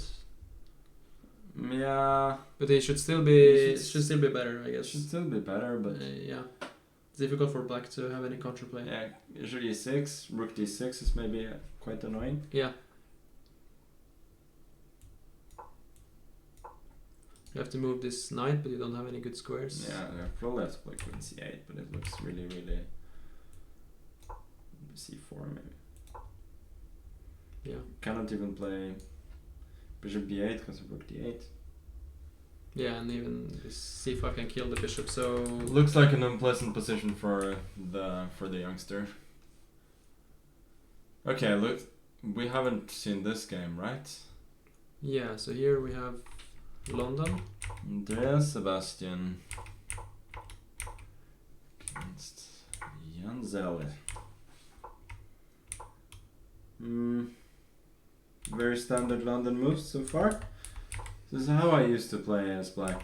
Yeah, I've seen actually you play like this. I used to play this all the time against London. I saw you play this against Seth Bannon in on YouTube. Oh? Yeah, and you played like you pushed b5. You pushed b5 and then. Yeah, and then just one. Yeah, okay, he's not the best player, but no. I remember I saw that game many years ago. Oh, that's cool. But this structure in general is usually nice for black, right? Yeah, but it's also playable for white, I think. Mm-hmm. So he's gone a4 and knight to e3, bishop f1, knight to c4 back. I'm not so sure. I probably would prefer to try and put the other knight on c4 if you want to put the knight on c4. Mm-hmm. Knight e2 and then maybe he was worried about e5.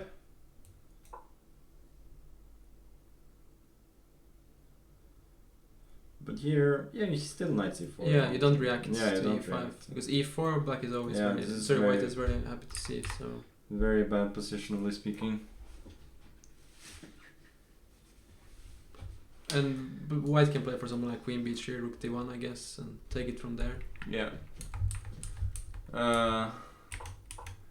But yeah, knight c4 seems to be a little bit weird to move the same knight so many times. Yeah, because I guess you want to move this queen from d1 to a better square, but you have to think No, about no, this I have to this think knight. about So this, maybe yeah. he's gonna play knight d2 next, and maybe queen b3, or but then you have to look up for bishop. Something like this, but then there was no reason not to play knight d2 immediately, I think. Yeah.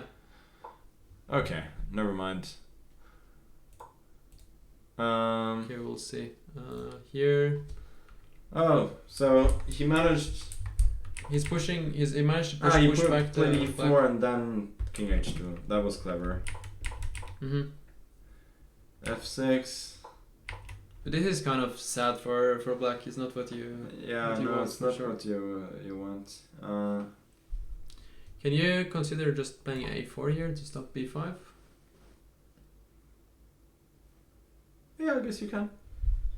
Because Yes, you have such a nice position. yeah, You can for- do. To me, it looks like black's only card is b5 here, and if you just play a4, it looks like Yeah. much better for whites. But probably like in the game, he just thinks that it's more of a weakness b5 than a strength. So he goes rook fd1. Next he wants to go rook ac1. Maybe then, yeah. Maybe then take on b5 and go knight d5. But psychologically, it feels awful when you have like one idea and your opponent stops it, and then you just sit there. And, It depends on how you think about it, because psychologically you can also think like, well, if you want to mess up your position even more, go ahead. I don't care about your one idea. I will just allow it, and I don't care. So I think it can go both ways. It depends a lot on style. But I think in general, Brukas is a very positional player, Yeah, so you would say. expect him to think about these things. But I think what he's done is perfectly okay. Yeah, this knight on f7 is horrible, and rook c1. White's move just comes by itself. Yeah, rook c1, knight d5, they surplay themselves. Yeah, it's actually just a nightmare for black to play this position. See if I It's solid. This is the only thing. Like it's relatively solid. E5 is hard to do, but in terms of active play, it's horrible. Yeah, it feels like black is kind of dreaming about making a draw in this position because you don't have any plan. No, I don't see anything. I mean, I don't know about draw. I think he just wants to move around and then hope that white blunders. Yeah. And maybe he will. Maybe he wants to go c6 and then bishop e6, try to force white to make a decision. Mm-hmm. But even then, like, let's say c6. But c6, bishop e6, if my knight has moved, at some point maybe I can take on b5. You take on b5 and then you go knight d4, rook c1. It's just positionally winning. Yeah, maybe. I mean, positionally very unpleasant at the very least. Okay, let's look at the this game. I mean, I don't get this at all. Knight b4 is ugh. Yeah, because you're dreaming about this structure with white. Just so you shouldn't react basically. And obviously you don't. This bishop on d3 has very few prospects, right? So you don't care about this one being taken. So yeah, maybe even a rook a3. And yeah, I don't know. Like bishop e1 or even bishop e2 you can play because e4 is obviously not hanging. Yeah. This is knight b4 is a really poor decision. Yeah. I know we criticized him for no reason earlier on, but this time I think it's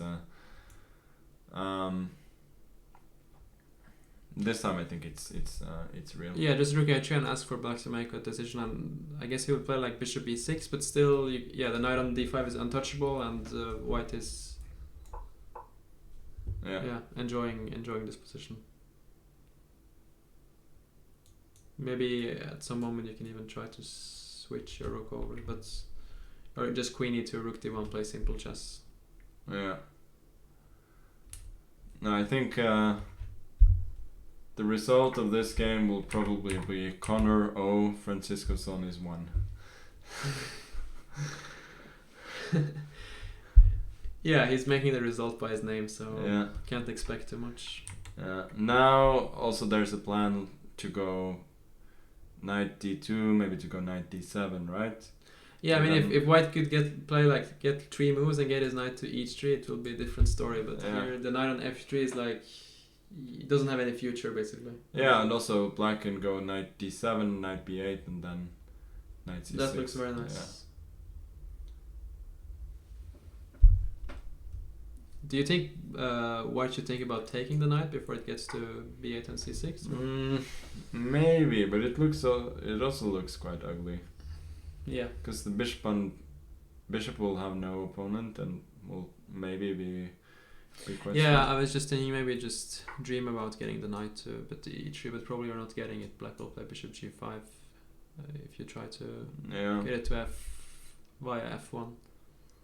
Yeah, I think it's not realistic. Yeah. Okay, let's move on.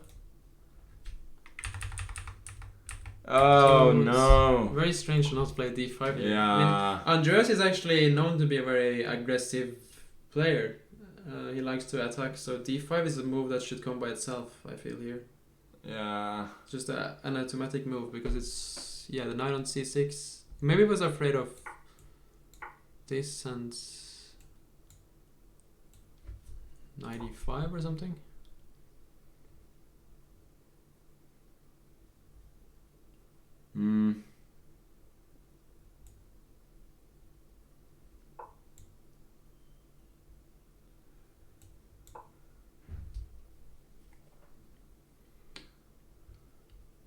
Maybe there's something like this is possible, like rook d8, queen h5. looks bad. Looks shaky for black. Yeah, at the very least. Maybe a4, b4 is the idea.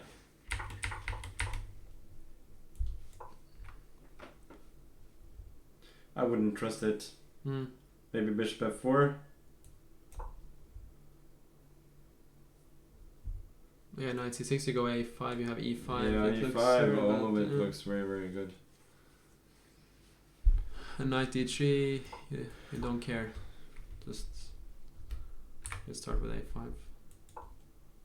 And yeah, still can't take because of e5 and white is crushing.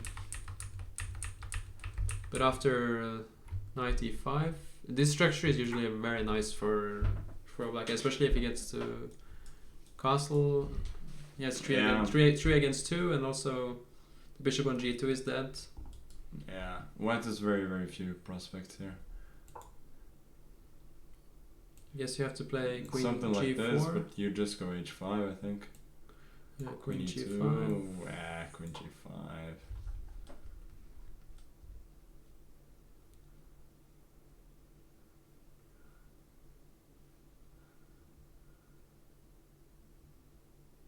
And maybe you can sort of be annoying like this.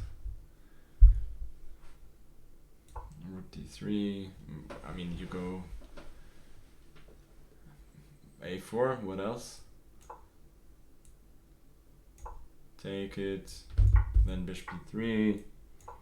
Hope for some tactical. Some counterplay with rook a7 or something. Yeah. But yeah, it has to play queen g4. If black gets bishop e7 and castle, then the white is basically dead structurally. Yeah. So why did he not? He can't go bishop e7 here because of queen g4. So that's white's point with bishop h6 coming. Yeah. Yeah, this is the only idea. But yeah, I would be very happy to see knight e5, of course. d5, I would be very scared with black. Okay, people, I'm gonna take a little break. For those who ask if I'm gonna play Titled Arena, you have to wait and see. Maybe I will, maybe I won't.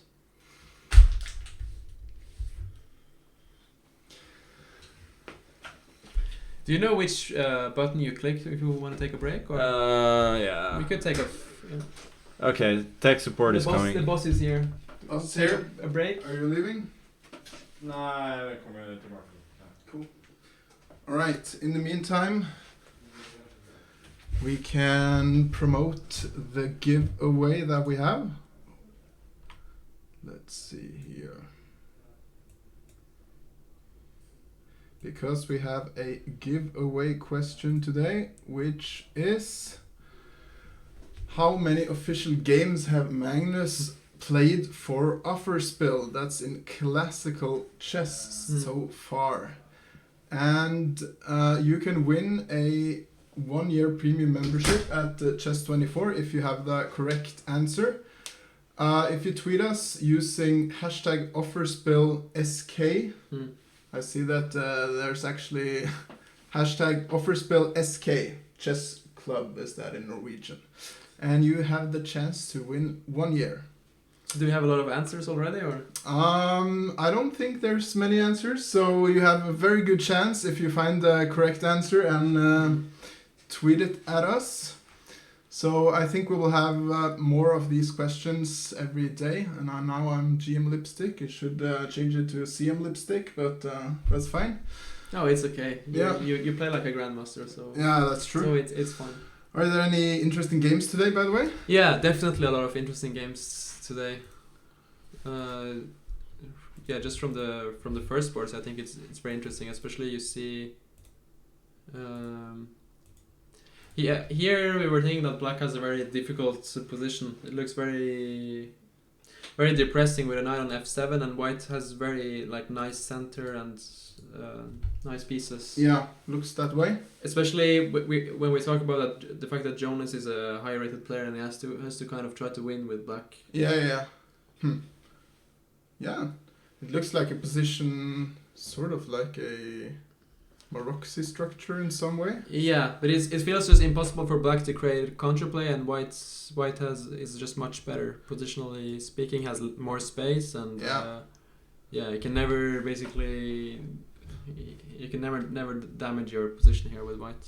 Yeah, but I guess that it's up to white to prove that that is better, right? So Yeah. whenever he makes some sort of mistake, or if he makes True. some sort of mistake, then black can come back. I guess that's the way grandmasters usually win with black. Yeah, but I think But, at this point, I think Jonas would be okay with a draw, because if I would have this position, He would be miserable. yeah, I would just want to go home. I and saw not look at this position. another very interesting game. What was it? Yeah, I think it was Tor Fredrik's game. Yeah, this one. Yeah, this is very interesting for sure. This, Yeah, what happened here? Because so many pawns, with white were so many pawns up, but still it looks like black has very good so compensation. usually in Spanish the martial opening goes like this: c3, d5, which is like very sharp and main stuff. But here, white played a4. I'm not sure. I've heard that the martial is supposed to be pretty drawish these days, or there's some forced variations. But I don't know if that's true anymore.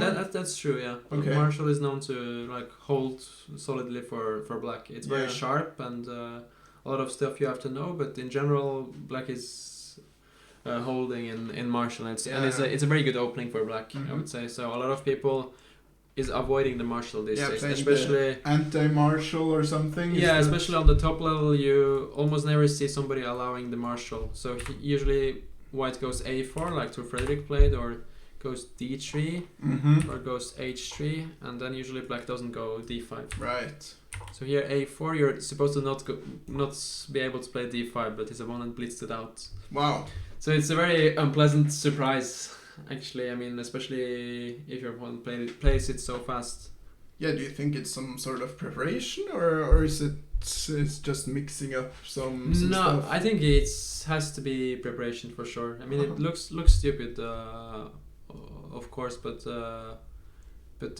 I'm sure it's preparation. I mean, he's not a bad player. I think it's his opponent. Yeah, for sure. He proved himself yesterday, I would say. Yeah, I think the variations are just very sharp, and so white can win pawns here, but then black plays bishop g4 and tries to play for activity.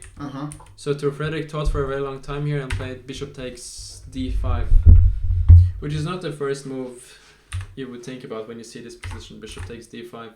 No, it's a bit unlogical to give away the bishop here, right? But I think the idea behind it was to get his opponent kind of out of book, because you really don't want to play against your opponent's preparation, so he just maybe played this kind of strange looking move, but at the same time, just get him to think. Yeah, cool. So takes. Yeah, the point is here, it's not great to take, because after knight c3 you kick back the queen and then you take on b5. Yeah, so it's crushing. Yeah, you can't take back. So the idea is that black goes aggressively with knight d4. And here, for instance, if you take on e5, I think black gets some compensation maybe with bishop d6 and tries to play for rook e8, queen h4.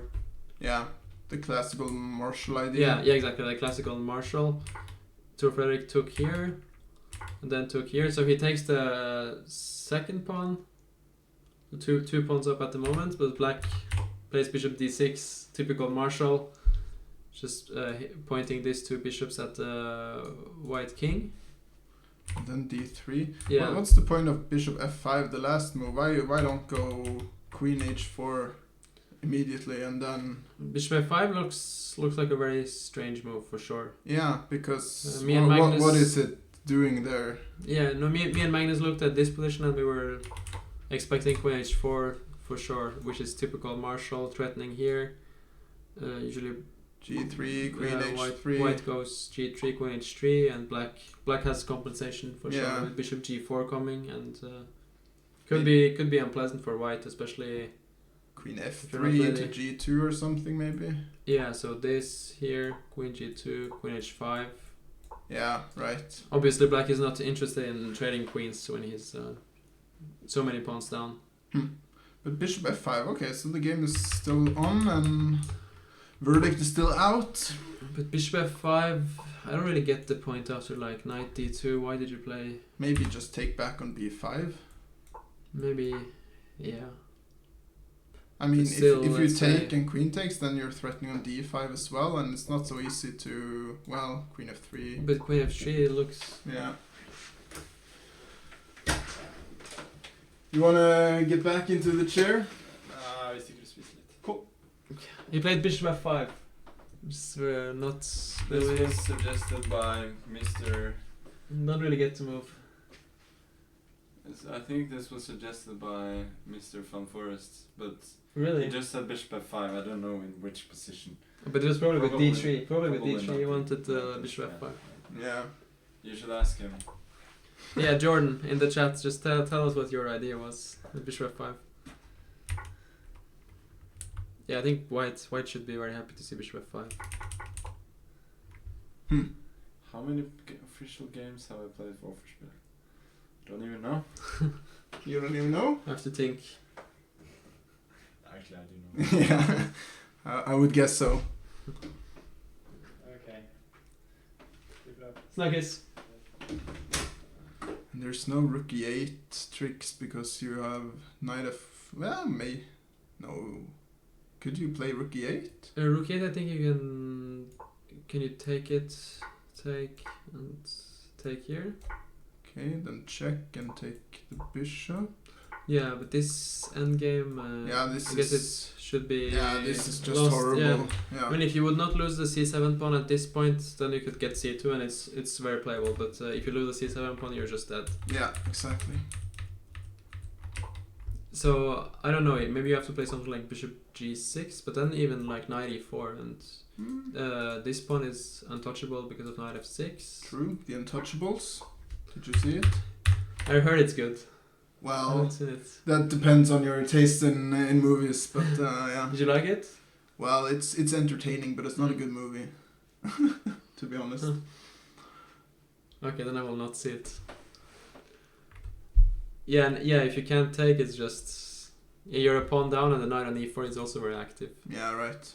I mean, you have something like rook e8 or something. Yeah, exactly. But I don't know. I guess after bishop d2, it's... Yeah, you have to try rook e8, but bishop d2 is a very precise move, protecting the rook on e1, and then you're free to move this knight. You can even think about taking on d6, and white is just much, much better.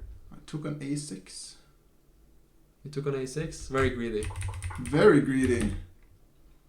You see the move there, if you just promote it. Here?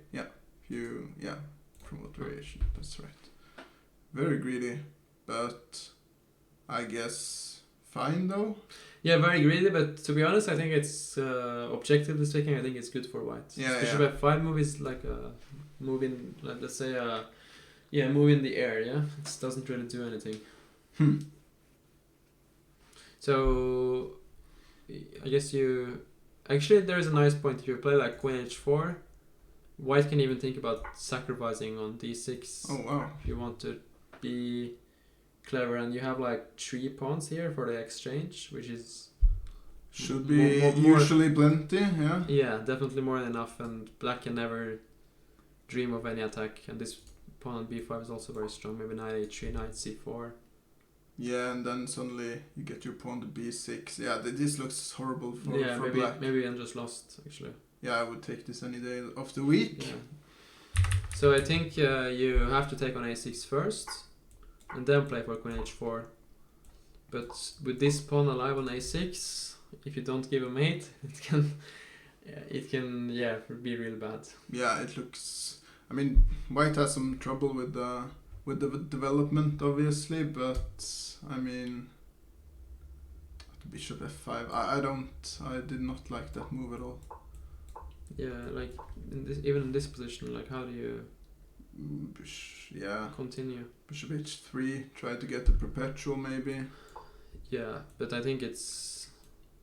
Yeah, you don't even get a perpetual. Yeah, you don't really get it. Queen e4, and you can't do maybe rook a8. Then you're mate? No, you're not mate. Yeah, I thought so for first. Looks like a funny variation here with bishop f8, and then it looks like a7, white is winning, but then queen d1 and white gets mated. So Yeah. but actually, I think white is still winning here if you go like f3, then play a7. Looks unnecessary, but maybe... Looks unnecessary for sure. f6. Yeah, maybe you don't want to calculate this stuff. No, I don't think so. But anyway, here you can do Yeah. anything. You can just play knight c4 or B3. yeah, b3. I think knight c4 is just winning here. Yeah. You can't take on a6 because then take on d6 and mate. So I think Tor should be very happy. Yep. After bishop f5. How is Ellen doing? This is They Ellen's game. traded off everything. When did you go to A2? It was in the opening here. She played knight a2. Uh-huh. And then Magnus was saying that white should just go back to c3 Yeah, exactly. to threaten e4 and draw is okay. I guess it is okay. Yeah, usually white goes bishop d2, Mm-hmm. which is very logical, and then we play for rook c1 and just play this position. It's very solid. With knight a2 in the game. Black is usually happy when he gets e5, everything trades. Yeah, and black has a very solid structure. Yeah, I think black is probably slightly better here because you have three against 2 on the queen side, and also you have a nice bishop on b7. Yeah, that's a beast. I'm already thinking about trying to give a checkmate somehow, but Yeah, I don't think it works. I But think just a normal move like c5 or yeah, maybe you have to look up for something like queen e2, putting pressure here. mm-hmm. But still, it feels like black should be doing great. Maybe Yeah, be queen doing d6. Just this potential with 3 against 2 and a nice bishop on b7 should give black the advantage, I think. Better piece coordination. Yeah, and Yeah. Linus. Yeah, this was also an interesting game, or a weird game, I would say. I thought Odin was in big trouble, but maybe is he in trouble, or? We looked at it here and we thought that black should have decent compensation. You could take on d5, but then black takes on e5, and then f2 is also hanging. Yeah. So we thought it was not so easy. But bishop g4 we didn't really look at. Knight takes e5, rook g5. Uh-huh. And then it's hanging on d5 as well. But what happens if you play play knight g6. Takes here. Run with the pawn, d4. Mm-hmm. But you're not threatening anything. No, that's true. This is true, yes. So what do you do then? Can you do a Knight move- f4? Knight f4, rook h7. Yeah. I think you should really try to trade off this pawn. Maybe rook h2. Uh-huh. Yeah, that's... I guess if you get the 2 versus 3 pawns, Yeah, then it's objectively draw. At least. I mean, I guess that Linus will really push it, and I expect that Odin should lose it, but if you get a theoretically drawn position, I guess you take it either way, right? Yeah, for sure. Like rook h2, do you have anything better than rook h7? I don't. Then just takes. I think Odin should be happy with this. Yeah. How is that? I mean, if you take rook takes d5 here, should black trade off the rooks? Yeah, or? it should. I think you should trade. Yeah? Off. Yeah. With the. I think white should take like knight d5 here. Because Try to that place gives it. better winning chances. Yeah. I would say so. Mm-hmm. Yeah, makes sense. Because knight and 3 against knight and 2 shouldn't be a difficult draw, but it has to be played precisely. And actually, Kirill Alexienko lost it in the candidates against Giri, Yeah, right. So which was kind of incredible. yeah, but I've seen crazier things happen actually at top level as well. Yeah. I mean, it's not easy to hold, even though computers would do it, right? Yeah, for sure. Engines. I gotta say engines, not computers. Computers. It's the same. Yeah. I discussed that yesterday. You know what's the best computer? No. A calculator. Yeah, because it's computing, right? Ah. Yeah. Good Yeah. one. Yeah, very deep. Too Deep thoughts. Too deep for me. Yeah. So. Chat doesn't agree with me. Yeah, a bit autistic probably. Who is Cillian Murphy? Cillian Murphy. I guess it's CM. But I don't know. Probably, yeah. Yeah. Maybe it's a famous guy, I don't know. Could be. Okay, any other interesting games? So yeah, we can say that White is playing for 2 results in this game. Yeah, definitely. How How is Axel doing? Axel was in some trouble. We were looking at here. We criticized his move with knight takes c3. Mm-hmm. Because this structure is a bit unpleasant for black, because this bishop can become a problem. Right. And it ended up on, especially after bishop a3, you're also threatening like b5, and this diagonal is annoying. True. So you have to play rook f7, but white is very active here. Magnus was saying knight d2, knight c4, and you can't really play like... I mean, you can play bishop e6, but then b5. You move the knight, maybe c4, play for c5, and just play against this bishop. Yeah. But Normans played knight h4, knight e7, a5, rook d2. Yeah, white has just more space, and also is controlling the d file, so he's pretty happy here. Yeah. Black is lacking some coordination. For And sure. Now for sure. it looks like there's no. I don't know if something is dropping here, but it looks to be very close. You have to be very careful for sure. Like bishop f7, then you're already dropping a piece. Yeah. So, and if you go queen f7, then yeah, also actually dropping something. Oh wow. Yeah. True. Huh. That's a nice one. So, are you actually lost here with black? What if you move the knight? Yeah, I have to move the knight, I guess.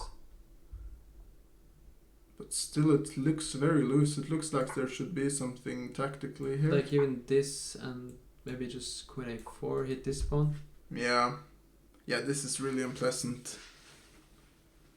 Yeah, I think you're lost. What about like c5? No, With c5 you just take and... Oh, sorry. That's not clever. No, that's not clever at all. That's not clever at all. But okay, you can take... You can take an a6. And then you're pretty dead with black. Yeah. And then e6 and bishop d5. Yeah, like here, yeah, even bishop d5. Yeah, you can also take, but yeah. Yeah. So we think that he is in big trouble. Or at least it looks to me like he is in big trouble. Yeah. Magnus went for some food. Maybe he will be back. Let's hope so. I've also seen a lot of questions about him playing the title arena today. I think he will be playing that, so we'll see. Follow the channel and you will get a notification if he is live again later today. Yeah, he said he doesn't know, but we just have to see if he's playing or not. Yeah, he's such a. I think he will play. Yeah, I think so too. Yeah. He just likes to keep his options open, you know. Yeah, very flexible guy. Not physically, or yeah, I'm not sure physically, but probably also he's good. Good in sports. So generally, he wants to keep his option open. Yeah. Casual guy. Yeah. Doesn't want to be committed. Mm-hmm.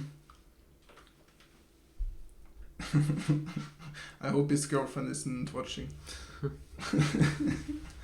All right, so. Maybe not with that choice, but yeah. And the women on board 4 and 10, how are they doing? The Slovenian. Oh, I really don't like the progress for black in this game. What happened here? So here we looked at the position, and it looks very like a healthy, solid endgame for black. I don't think white is at any advantage. No, I agree. Yeah, Black will play rook c8, and he's very healthy. definitely. e4. E4. Tricky move by. Yeah, that's very critical, I guess. Actually, probably a very clever move which we missed, because if you take, you just go here. And you're threatening nasty stuff with. Yeah, the king is sort of misplaced. Yeah, and what do you do here? Like, you can't go here because of bishop a5. Yeah. It's like you. Yeah, you can't do more like this. No, that's really bad. Yeah, okay, so that's unplayable e4, actually. E4 was an amazing move. Yeah, me and Magnus missed this. We thought maybe white has to try something like this. But what if you go d4? Is it just lost because of king d3 or something? Or even rook, I guess rook just c4? go here. Ah, okay. And you just win the pawn, basically. Yeah. So that's rook not... c8. Maybe take here and try to win the pawn. But still, I don't know. I would probably do this instead of the game, because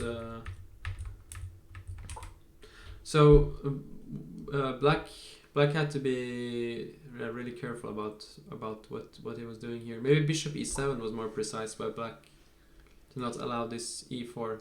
Yeah. And here, like, let's say if you go rook c7, I will play rook b8. Yeah. Then I will play bishop d8, try to kick the rook away. Yeah.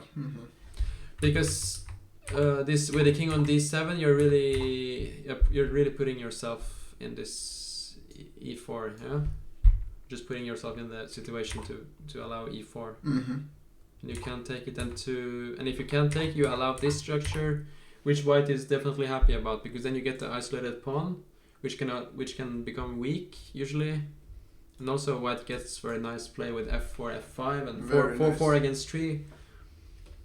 Yeah, this looks to be very good for white now. Yeah, suddenly white is probably much better. b3 forces his rook to react, probably take here. Yeah, and you can't trade the other rook, because then that's just a lost endgame. Yeah, if you trade, just takes king d4. Is just way too active. Yeah, pawn up and very active king is just lost, so I actually think that black is busted here, because f5 is coming, you control this file. But what about, because I was thinking takes king e6, but that's not even a move. Actually f5 just wins. Oh wow, really? Can't really take this because of rook e1, and you don't have any squares, like king d6, bishop b4 drops the bishop, and king f6, g5 also drops. Yeah. So actually just busted. Wow. Yeah. Very, very quickly how the position collapsed. How black got busted. Yeah, this e4 move I completely missed. That's really good though. Yeah. It's like, I feel like there should be some way to I don't know. Maybe to play, but doesn't look like there is. Rook e4 doesn't really. Yeah, I'm not sure what the rook is doing on e4. Maybe you can just play like rook c2 and try to double. Yeah, seems logical. Yeah, so I think Frude should win this. Ah, wait then. So go rook e4, rook c2, and then maybe some crazy move like. No, I'm trying to make g5 work in some way, but I guess you can just G5. Take it en passant. Yeah, here and probably just double. Rook c7 comes. Yeah. Looks painful. Looks really painful. We're told to be nice to to Laura. Yeah, can we take a look at the game? Yeah, what is Rune doing? He's playing very... Yeah, but Rune always very plays, strangely. He always plays very provocative. Yeah, I'm getting tilted by looking at this. Yeah, I mean this knight maneuver is kind of normal, but then he started playing like knight f8 in this position, and then played g6. Like, I mean, yeah, one thing is this knight maneuver to e7 and g6, but then he played knight f8 and then plays g6. It's just crazy. He loves to do this. Why not play a normal opening and get an okay position and then take it from there? I mean... Yeah, I mean, look at this position. How many tempos did you use on your knights? I mean, the knight on d7 went to c6, e7, g6, f8, d7, instead of using one move from going from b8 to d7. He really likes to do this to himself somehow. Why? He enjoys it. It's crazy. Yeah, but I mean... Okay, black's position is still somewhat solid, but it's so cramped. Look at this. Wow. No. This is not the way to play chess, is it? But look at what white did. Why did you do this? Okay, maybe it's still good, but I don't understand why you should even like... Black can't move in this position. Yeah, but okay. I'll try and defend white's choice here. So let's just take on h4. And then I have two options. Either long castles or bishop g5. Mm-hmm. So let's try bishop g5 maybe. Mm-hmm. Where do you want to go? Nah, let's take long castles I instead. think long castle is better. Actually. Yeah. So long castles, and I'm just gonna try and penetrate the h file. Yeah, so the point here is if you go here and white has g5 and follows up with rook h1. Yeah. So what do you do? No, I'm not saying white is not better. No, anymore, it's but just unnecessary. Yeah, I mean black still looks kind of dead, but it's just a bit unnecessary. Like here, this is like a nightmare for black. You can't move. Yeah, maybe just do move like this and play king b5 b1. maybe. b5, king b1. Bishop b7. Yeah, but I still don't see what black is doing. No, I definitely agree, for sure. I'm just trying to find some way to make this... Maybe here, g4, like you get a better Yeah. Like here, for instance, if you take, maybe you can play for g5 and try to trap the queen in some way. Yeah. Yeah, definitely. Yeah, but it's just that I don't see a move. When you play like knight g8, what is your next move? Are you really gonna play f5? I mean, f5 must be the only... maybe okay, you wanted maybe bishop h6, but... f5 even, f4, f4, I mean, yeah. Well, yeah, like, why do you do this to yourself as black? No, why? Yeah, good question. Yeah, here... So we have some developments. Queen h4. I was actually expecting rook d6, but maybe he didn't want to sacrifice. Let's have a look. Okay, rook d6 is very good. I mean, it's a very... I think it's a solid way to play, like, practically speaking, right? Yeah. Even though the computer thinks it's the second best choice, yeah. I guess it's in a practical way. It's a very nice move to make, because you kill your opponent's hope. Yeah.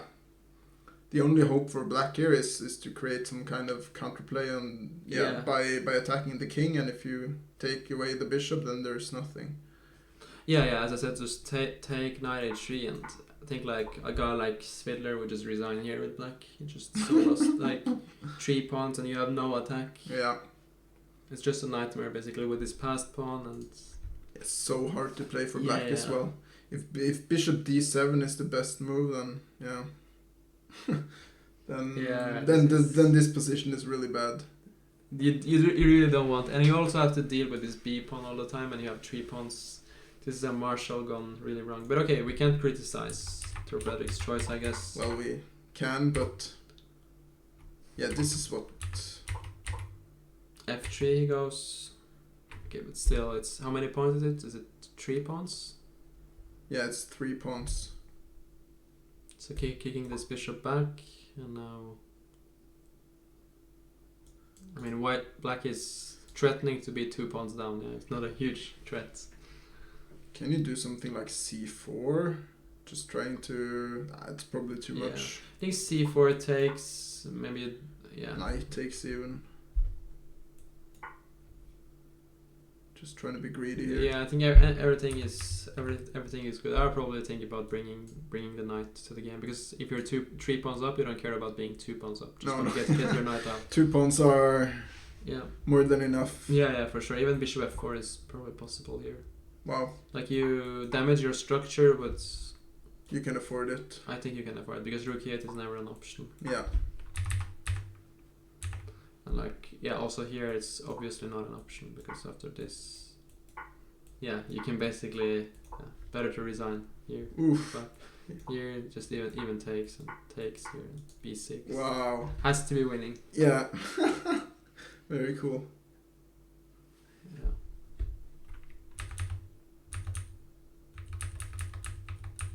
Yeah, so I'm expecting Tor Fredrik to win this without difficulties. So we still have this endgame, Queen d7, Mats played, and then Queen e2. Not really threatening this pawn because d1 is hanging, so he just went knight e4. Yep. Piece activity, makes sense. Nice move. I mean, you never want to play f3, do you? Yeah, f3. I guess his idea is maybe knight d2 to try to get this bishop. Can we take on a7? Yeah, I was thinking about taking on a6. You take. Can you even take on b3 maybe? No. Maybe take on maybe take on b3 was... No, there's hanging a mate and there's a back rank mate. But let's say here. Okay, so I take here. Take.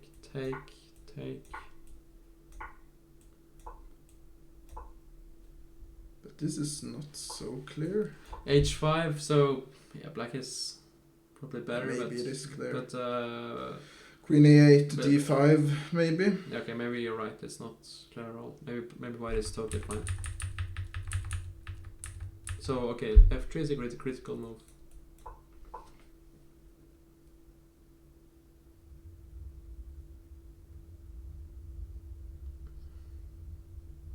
I guess if you want to be safe, you can play knight c5. Yeah, that's what I was thinking. But at the same time, maybe you don't want to put your knight on c5.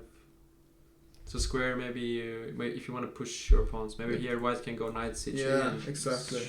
Should be equal. Suddenly the pieces are on okay squares. Yeah, I feel like you want to try something active to work. Yeah. Let's look again. Bishop a6.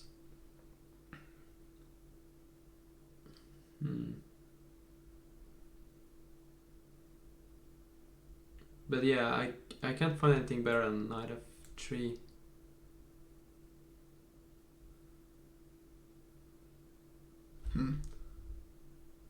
Yeah, okay, so let's... Yeah, I don't see anything better. So let's look again here. Oh, not there. Takes king f2. So you're threatening this, so I have to... Yeah, that looks logical. King g3. And you gotta make some luft for the king. Yeah, g6 or h5, but this variation... Queen d5 keeps everything together, and yeah, I think black maybe white is just fine in this position after f3.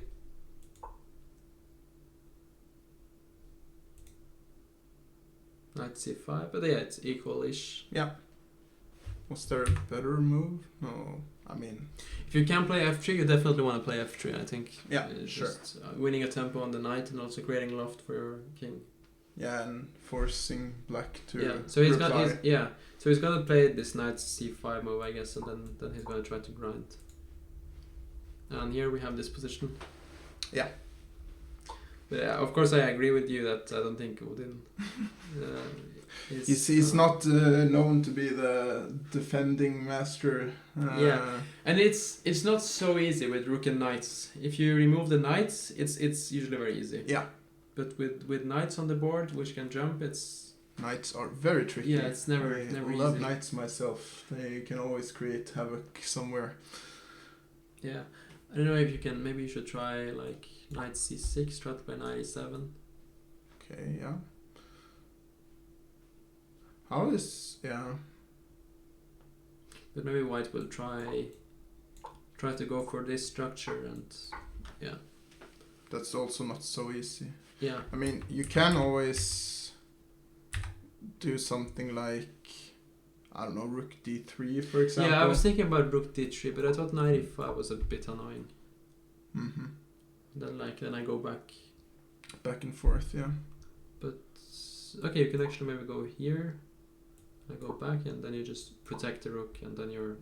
Or Yeah, even you don't have to run to this problem. Yeah, exactly. And then play c4 and then go Yeah, then go go with rook the h2 rook, because you have a and, lot of time here yeah. with white. So Yeah. tempos don't Yeah, matter. you that have much. you have to be very precise with black. Like I guess you go rook d7, knight e7. Of course, on the high level, this would be a draw, but Should be a draw. Not easy. Yeah. Yeah, this happened. What we looked at, queen a4, and yeah, black is just busted here. Yeah, for sure. c6 is dropping. White is controlling the d file. The bishop on a3 is a monster. Yeah, it looks so unpleasant. Oof. Looks really unpleasant. Yeah. This game. Clinical stuff, I would say, by Norman. Yeah, something went really wrong here for white. We looked at this position. It's like typical London. Yeah. Knight g5. Was to play knight e4. Okay, threatening on b6. But after h6, he had to go back and allow this structure. Yeah, and that's an ugly structure, I guess. Usually a nightmare. I mean, you don't want to allow this structure, for sure. I think. Huh.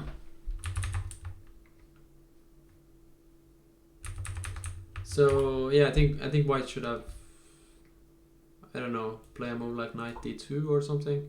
Just don't allow this. It's more of a solid option, knight d2, because here you have to be very sure about playing knight f3 and allowing this structure, because your king side is ruined, and suddenly knights are quite good. yeah, I think black is doing amazingly here. Queen g5 is coming. Yeah, just I mean you're not really in time to take this pawn. No? It feels like, I mean, even this, and probably start with queen g5. Then h4 though. H4 is a good move. Oh, wow. Opererer vanntanken. I'll fix it. I'll leave you by yourself for That's fine. you'll manage. I think I will survive. Yeah. We can leave the door open. Yeah. Okay. Get some fresh air. That's nice. How's it going? It's okay. A bit boring being You're the arbiter, yeah? Yeah. Do you have to do anything? Deputy chief arbiter. Sometimes the live goes a bit wrong, so I have to fix the moves. Ah, okay. But apart So, from that, everything is so okay. Øystein is not here this time. No, just Kristoffer Gressli, Ah, okay. international arbiter. He's very good. Cool. See you. See you. Yeah, so this structure is just really bad for white, and also white is really yeah, if you look at the time, white is also struggling. Has 20 minutes against 1 hour.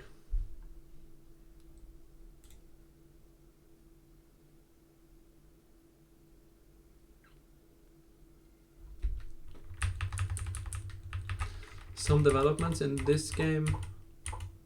Yeah, so basically black is just waiting. White has more space and is clearly better, but at the same time black is just standing and protecting this d6 pawn with his knight, and just asking for white to kind of do something or push forward. But still, after a move like, I don't know, maybe knight d4 or something, I think still white is much better.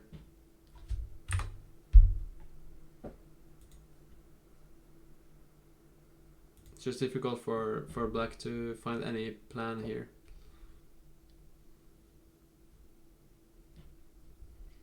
Maybe you can even like consider g4 here and play for knight g3.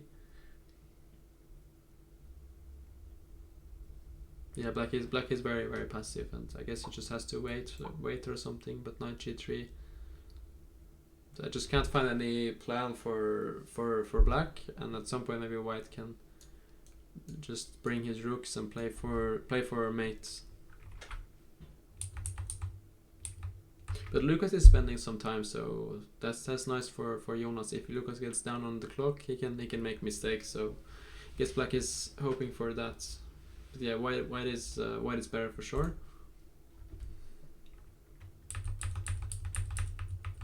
So here.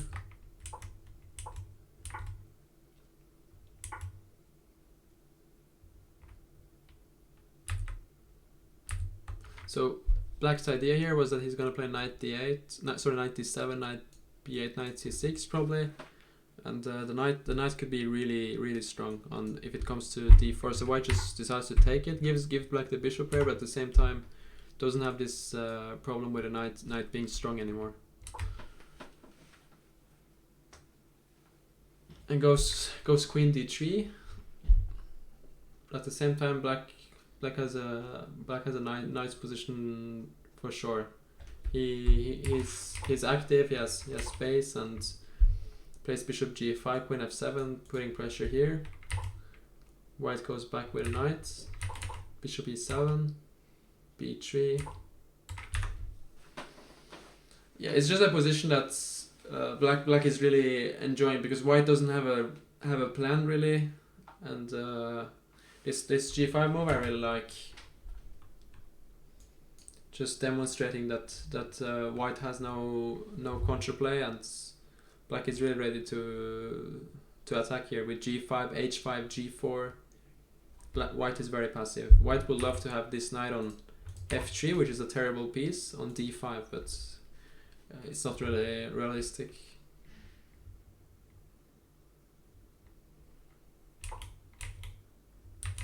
Plays knight f1, sorry, rook f1. But I guess even a move like h5, g4.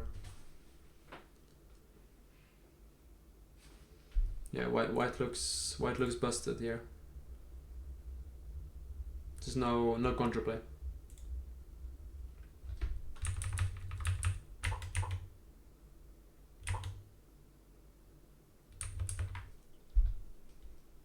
Here I was really expecting white to play queen g4 to stop the development,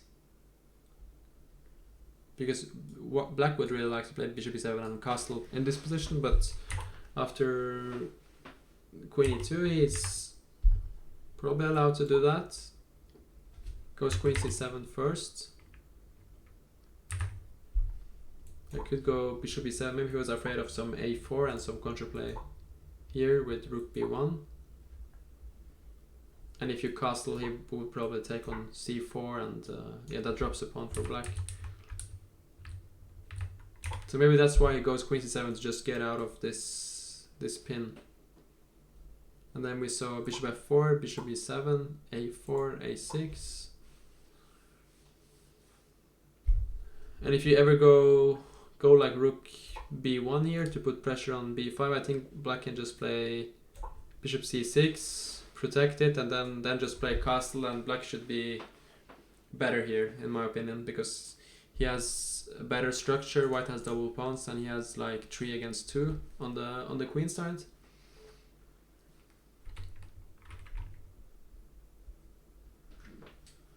Do you want a short break, by the way, to go and get something to eat, for example? Yeah, that would be nice. Sure.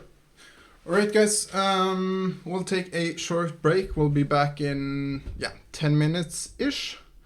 If you want to follow the games yourself in the meantime, then just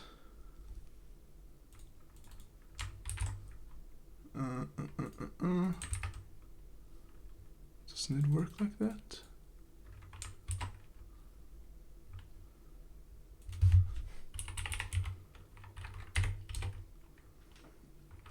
What? Yeah, there you have the links. Very nice. leadchess.org/broadcast. We'll be back.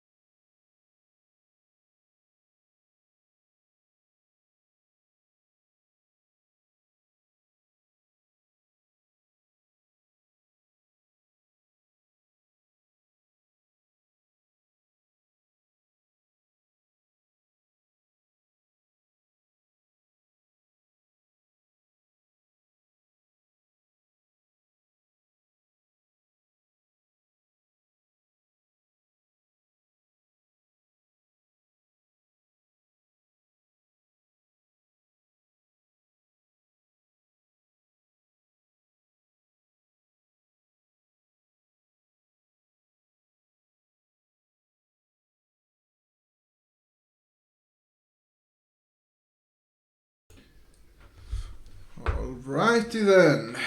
We are back with the second round of Offerspill Nordic Invitational. Yes. With me I have a Grandmaster, Aryan Tari. How are you feeling today about the commenting? I'm feeling great. It's been a lot of interesting games and fun to watch. And, Good. Getting the honor to commentate with you, so that's always nice. Oh yes, that's good to hear. That's good to hear.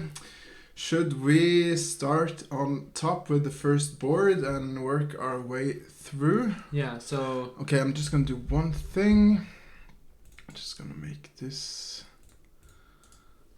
show the first board yet again. Let's see here, like this.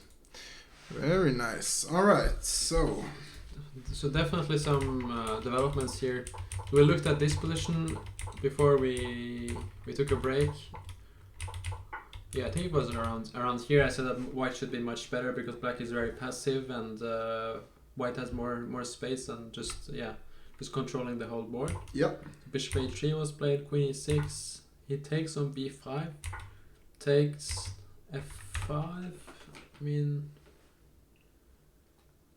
to be honest, I don't really like f5 and bishop d6. Okay, so there's some tactical stuff going on here. Is he winning a pawn? Yeah, so he actually wins the pawn by taking on d6, but at the same time,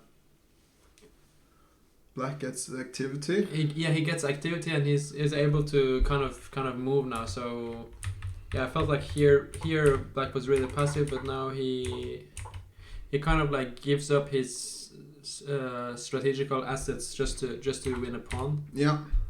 And then, okay, black has the bishop here. Let's say I guess he takes. No, takes, maybe bishop b8. Yeah.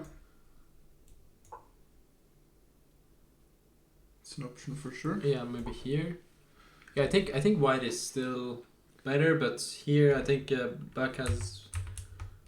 I think black is happy to see this because now at least he can move his pieces and it's easier for him to play. I think he's a pawn down, but at least he has the two bishops and you can see this bishop on g2 being a bad piece. Yeah, for sure. But it's very concrete, so we have to calculate correctly. I think here. Okay, actually. I guess you gotta take. Yeah. Gotta take. And now you don't have to take, but what else is there? I mean, bishop b8 is no good, then you're losing another pawn. Yeah, because you take. Yeah. And that's the second pawn, so that should be the game. So maybe bishop b6 instead to protect your rook. So in this variation here, if you can't take because your rook is... Yeah, but then double the rooks on the d file and black is very cramped, right? The knight is coming very quickly to f4 and maybe to e6 or something. Yeah, I guess you have to try bringing your king to e8, but... Can you even go something like e5 here? e5 looks like a great move. You're strong tactically. That's the first things I look at. Takes. Yeah, and still white is a pawn up, and there's huge problems with his diagonal. So Definitely. sorry, I mean the pin with the rook. So here it should be very good. Yeah. Okay, so I guess you take again. Take bishop b8 maybe. Yeah, it looks. Rook d2. Why do you want to go to d2? Why not somewhere that makes you able to play rook d2? Yeah, maybe. Yeah, because I wanna double the rooks on the d file. I wanted to go to d2 because my rook was protected, but that doesn't make sense. Going to d1 is probably... Yeah, because there's better. no discoveries with the bishop, like take on f5 or something doesn't. Yeah, exactly. So I guess. I mean, what can black do here? Maybe play e5 and king f7 and try to bring the king, but still you can double. Maybe king e7. Yeah. Knight d4. Yeah, bishop e5. Yeah, but just a pawn down on black. Yeah. Black is dreaming of making a draw. in this I mean, I position. guess you can try something like a4 here as well. Just try and run the pawn Yeah, up the A4 board, maybe. takes c5. Knight b5. Maybe, but then at least I think this should be a very good drawing chance. Yeah, There's right. There's strong- opposites. strong- Color bishops. Strong bishop on e5, and you can try to push the c pawn. Yeah. So like this, then yeah, I think then black would be happy, but yeah, white is definitely enjoying being a pawn up here. So you want us to still taking in this position, right? We didn't get a move. Yeah, this is the current position. Yeah, this is the current position. So we'll see. All right. Second game. Yeah, this position. Yeah, I said before the break that white is kind of busted here because black has the two bishops and a very nice attack on the king side. Yeah, and there's very little counterplay. Yeah, white is left with basically zero counterplay, and black is just controlling the whole board. The best way for white is probably trying to get his knight to some active square, but g4. So he's very afraid of black playing g4. Yeah, that looks. Oof. Just g4 himself. So I guess his idea is that he just wants to play f3 and try to put his knight on e3 and just say that okay, it looks very ugly, but maybe you cannot break through. Maybe he's trying to set up some sort of fortress. Yeah. With g4. But at the same time, you have to be very sure, of course. So rook f4, f3, takes. Now the question is, can either player make use of the H file in some good way? But I feel this is a nice development for white actually, because now also knight g2 is a threat. You can push back the rook, maybe put your knight on e3, maybe you can jump to f5. Yeah, but okay, my first thought is, am I afraid of just letting the rook stay there? So where do you play? Okay, let's say king g7. You king g7, knight g2. And then, let's say, rook h8 maybe? H8. I'm not I was thinking what I wanted to take back with. I want to take back with the e-pawn on f4, but I don't know if there's a problem with d6, because if... Okay, actually I will play king f2, just try to play rook h1. And I challenge you on the h file. Oof, yeah, okay, you do give me a challenge, I see. Well, rook h2 then. Rook h2, I'll go rook h1. And queen h6. Claiming that I get the h file. Yeah, you probably your claiming is Correct claim. Yeah. Why not knight f4 followed by king g2? There's a question in chat. Yeah, I was thinking about knight f4 and king g2, but at the same time I was afraid that the bishop will become really strong on d4, but probably you just don't care. Just play rook d1, rook h1. I think this is the right way. But either I was thinking maybe you can even take on d6 here, because you can give the exchange back.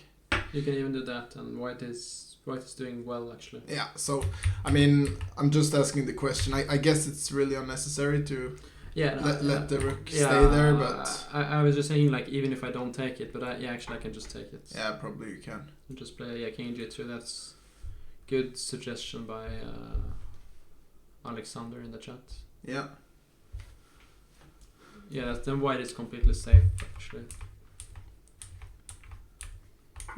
So Okay, also Stonis is spending a lot of time, so I think he's not so happy with King g7 with actually played though. Yeah, knight g2. So knight maybe g2 is very he's natural. Maybe he's gonna go back to f7 for instance. Let's go to f6, I think. F6. Yeah. Okay. let's say knight e3. Yeah. So my idea is just king g2 and rook h1 and be solid. Maybe white is Actually, I think white is okay. yeah. You don't want to play either knight d5 or f5 though. Do you just want to leave it there for now, or?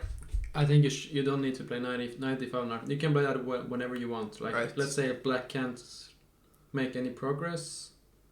If you can't make any progress, then why should you play knight d5 or knight f5? Just play king g2, rook h1. Actually, I would maybe even take white here. Wow. Because if black can't do anything, white is the one who is playing. He can decide when to play knight d5, when to play knight f5. So Alexander is saying that g5, he thinks is the concept with g5 is wrong. Instead, black should prepare attack slowly. Might have a point. Somehow it looked very convincing to play g5 and attack, but I think he shouldn't have allowed g4. Yeah, shouldn't have allowed g4, especially when he put his rook on f4, because his rook is just being kicked back. But he played knight c2. Knight c2? Yeah, was played. Why? I don't know. I mean, you get to e3 in either. Put knight g2, at least you're threatening the rook. Yeah, I guess you are. So I don't know.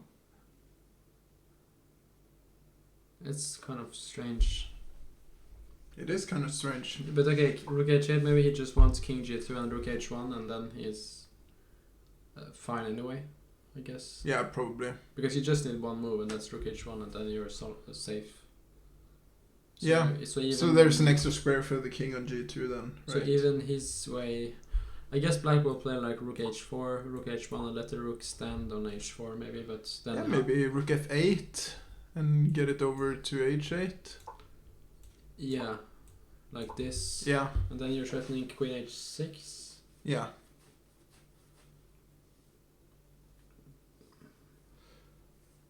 Hello in the chat. White is not worse anymore, yeah? But even here... What do you take with? What do you take with? I guess the rook. I was just trying to say that maybe even here white has some sort of fortress. Yeah, I gotta break through on g4 somehow, but that's... doesn't make much sense. Yeah.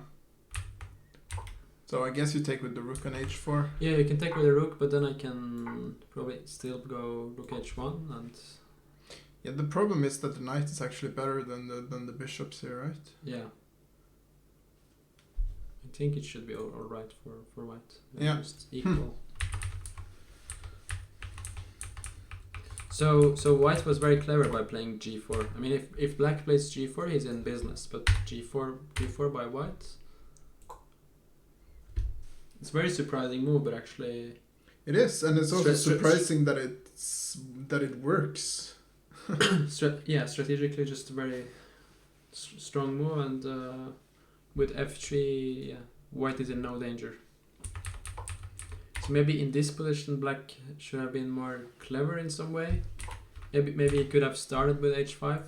What do you think? And then played g4. Then white is not able to play g4. Yeah, that looks to be a more correct way of playing it. Definitely. I mean, white is not threatening anything. No. Yeah, I like this much more. I don't know if white will play knight h2 and try to stop g4, but I would consider playing it anyways. No, you can't do that. Yeah, it's not easy though.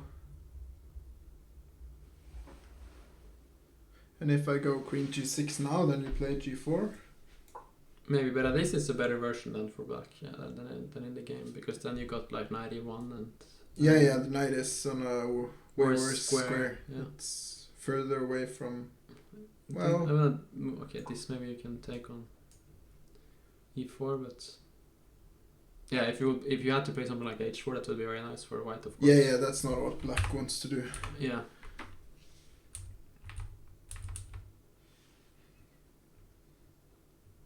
Maybe Alexander in the chat has a point that g5 had to be better timed. Maybe black should have doubled, maybe like play queen g7, rook f7, double first, and sort of like time g5 and h5 better against g4. Yeah, because it doesn't look like black is in a hurry here at all. Yeah, it's not like white is threatening anything at all. It looks like a depressing position at the moment. For sure. But this g4 came, and yeah, black spent a lot of time, I think. King g2 played. So where do we see the move? If you see the one with the orange marker around it, yeah. Here we go. And also black is starting to go less than 10 minutes. Rook h1 is... I think it's actually going to be a draw. It's a fortress, probably. No sides can probably make progress. Very interesting. Should we move on? Yeah. Ooh, wait. White First has lost on impression. time. White is lost on time, apparently. Is that a clock? Something wrong with the clocks, or? Probably a clock error. He had 1 minute. Andreas is not the guy who would lose on time. If we talk about the position, black is better for sure, I think. If you just look at the structure, it looks like kind of black is a pawn up here. That's 2 against 1 on the queen side. Also, his king is kind of safe. He's always ready to meet bishop h6 with bishop f8. Yeah. His bishop on g2 is dead. And yeah, I'm because think black should... my first impression here is that white is doing quite well. Because I have some sort of a king side attack, but I'm not probably it's not enough at all, but let's say that I start pushing my h pawn and ask you what are you gonna do about this? Okay, interesting. Just like let's say I just go king h8. Yeah, on h5. h5, h6. h6. And then I ask for your attack. Yeah, where is it? Where is attack? Well, I need to launch the g pawn as well then. So either queen h3 or f3. Queen h3 or queen f... Can I say here? I mean, I could go queen h4, but then that is just met by bishop e7. I expect, but maybe the bishop is worse on e7 than on c5, so... Yeah, but I can anyway... no, let's not include it, because I want to play g4, g5, right? Okay, queen h3. Queen h3, yeah.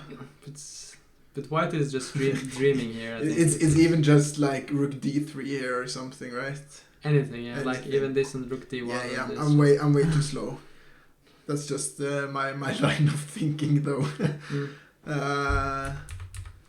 Yeah. I know that you're an attacking player. Okay, because let's say I do this first Mm-hmm. and then this, because I wanna play here, here, and here. Of course, black will fall for that. Yes, of course. Yeah. He will never play king h8. Yeah, he's never gonna play king h8, or he's also not gonna take this pawn. Yeah, that's not hanging either, Yeah, right? that's not hanging out either. Yeah, I mean, maybe it looks like white can create, but I think in reality black is actually very safe with king h8 and h6. But before here, I think white could have been more clever. Here he couldn't go bishop h6, yeah, because of queen e5, so that's an important point. Yeah, true. And here black's point was that if you take, he was probably thinking like bishop d4. Yeah. I don't know, something like this, and try to create something on the A file.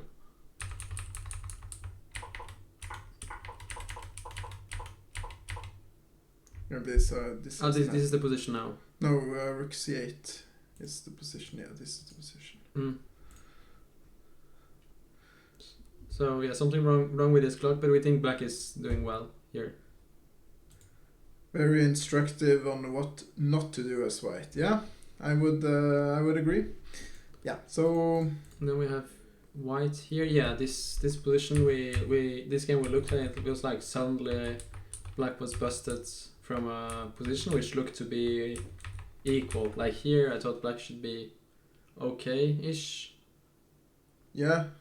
Looks like a solid structure. Normal yeah. endgame, but then suddenly this brilliant e4 move just crushed the structure and white took over. It's a really brilliant move. Definitely. Maybe just a nice game by Alsnes.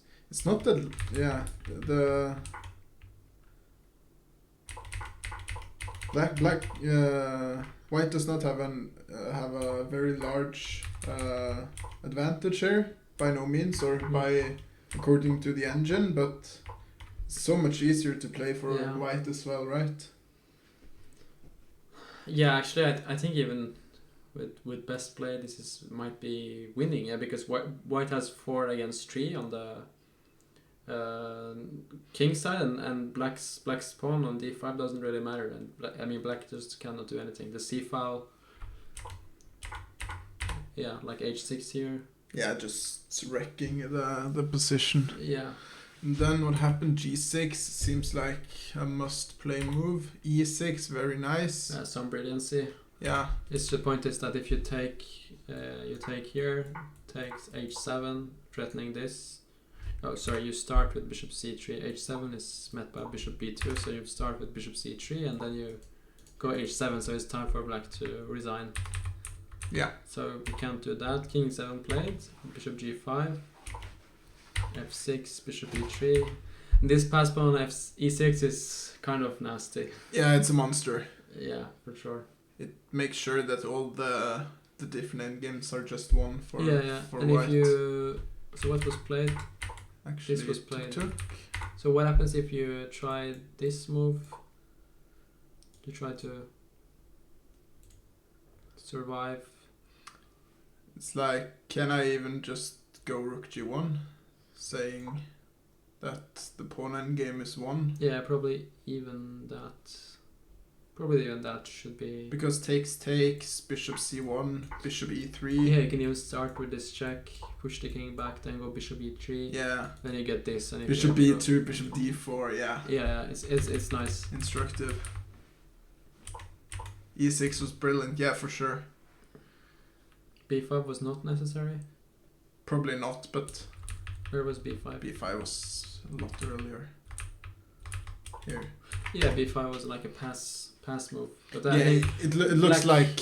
Black has a very sad position here. Anyway, white is threatening to go f4, You f5. need to do something, right? So. Yeah, just making a move with b5, but black is... In reality, black is just busted here. Yeah. Interesting. Alright. Should we... So this is the position at the moment, and... Yeah, what happened the last game? Last moves, I mean. Played bishop c1, trying to meet rook g1 with bishop g5, I guess. Yeah, because you can't take on h6, then just rook h1 should but be... But this looks winning. I guess now you can just choose what like. win you want, right? Yeah, what you like and what you don't like. Yeah. But now it looks like rook g1 is coming, so it's just curtains. Rook g1. Yeah, that's just mate. And the point is, if you go here, you just take. You would do this in 1 second. Of course. F6. As a tactical and attacking player, you would play rook g5 in 1 second. Can confirm. Speaking of this game, it looks like white has messed it up.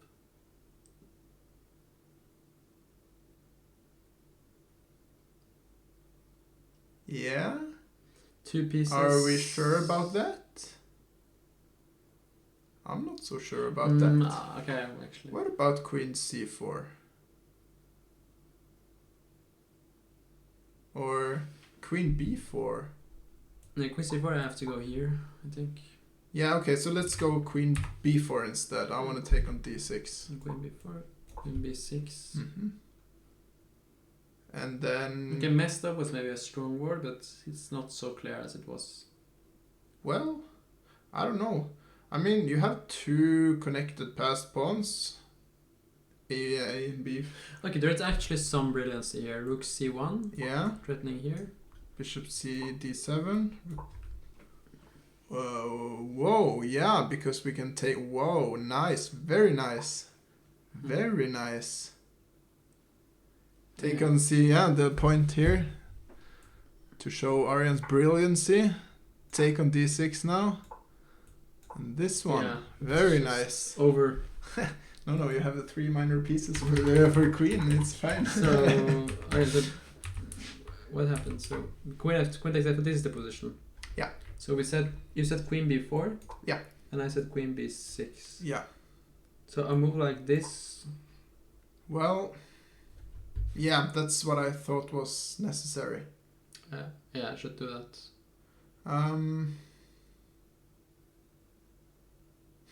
But yeah, how is like? This is not so clear.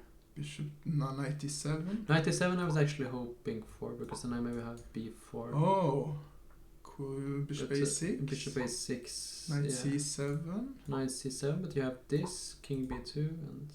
Gobble up some pawns, maybe. But it's definitely not clear. Maybe Yeah, and this was not forced at all. Yeah. I guess there are other moves though than queen b4, right? Wow. Oh yeah, so we are missing the obvious here, apparently. Or obvious, the tactical solution to the position, right? So we can just take on d6 apparently. And I guess you just, if you take, then queen c6 and take the bishop. Yeah, that looks really just over. Rook c1, rook c7 is also coming. You So- could even include d6 if you Yeah. want. I think anything is winning. So knight d6 is. Yeah, how did we miss that? And knight d6 was actually played. This looks like Gustav is gonna take his second victory against a much higher rated opponent. Yeah, yesterday he beat Wallace, and today Yeah, he's crushing against Runa. that's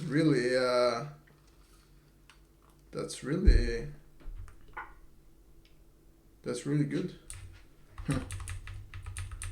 Sweet, which maybe actually just very well calculated by Gustav. Yeah, can we go back and see what actually happened in this game? Because So we kind of stopped here. Yeah. Black took this pawn. White took over the H file. no, What? he's trying to put all his pieces on the 8th rank. However, he manages. That's the way to go, apparently. Yeah, it's funny. All those knights. The path that the F... Oh my lord. King e7. I really want to see like an arrow map of where the knights have moved. And I have one question for you. Without looking at the moves that had happened, which knight started on b8 and which knight started on g8? It's an impossible Do you know? question to know the answer. I think it's the b8 knight started on... No, sorry, the d7 knight started on b8 and the g8 knight started on f8. I think... No? I'm not sure. I'm really unsure. It's like you gotta follow those knights carefully, So because the- they've been all over the The place. knight from b8 went to C6. c6, e7, g8, f8, h7, f6, and d7. No, I think it just went to f8 and then to d7. So No, but he did some knight moves just now. He like flipped them around or something. let's have a look. Okay, let's follow the b8 knight now. So it goes to e7, Yeah. goes to g6, Yeah, goes to f8, yeah, ended up on d7. yeah, but it's not. Just you wait and see here. It goes further, you see. Huh? Oh my god! You see? It's insane. No, that Actually tricked. Wow. That's amazing. That's insane. Yeah, I was sure that was the other knight, but... What is going on? So Aryan is finished with this game, yeah? He's Yeah. playing in the tournament. Apparently, how did it go? How did Aryan do?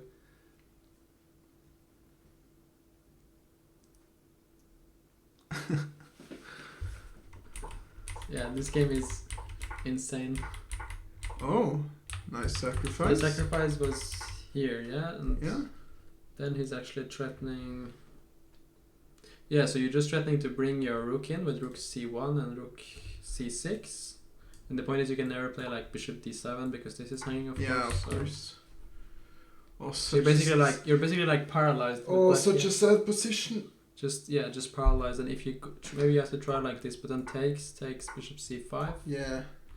So bishop rook a4 was forced, and then he saw that in this position he could take on d6, and it's actually winning. So very well calculated by Gustav. Rune played bishop takes g4 here. This position here. The game is still on, so Sorry to hear that, Lauren. yeah. I hope you will bounce back tomorrow. It's time control here is 90 minutes for the whole game and 30 seconds increment. Yeah. I like that time control. It's very demanding, I think, but it's like good sporting chess, I would say. Yeah, for chess being for chess being a sport, I think it's kind of perfect because okay, so I'm suggesting definitely this. Interesting time troubles where the game can be decided. I'm suggesting this and this. Maybe you have this.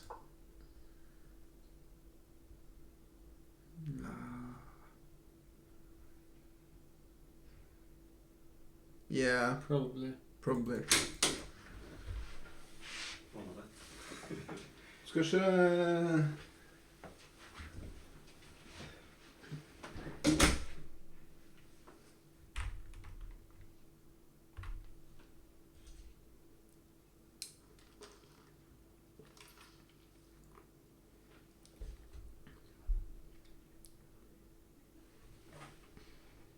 Queen e8 doesn't work, says Tatu Kjetil Stokke. Yeah, looks like it doesn't work. But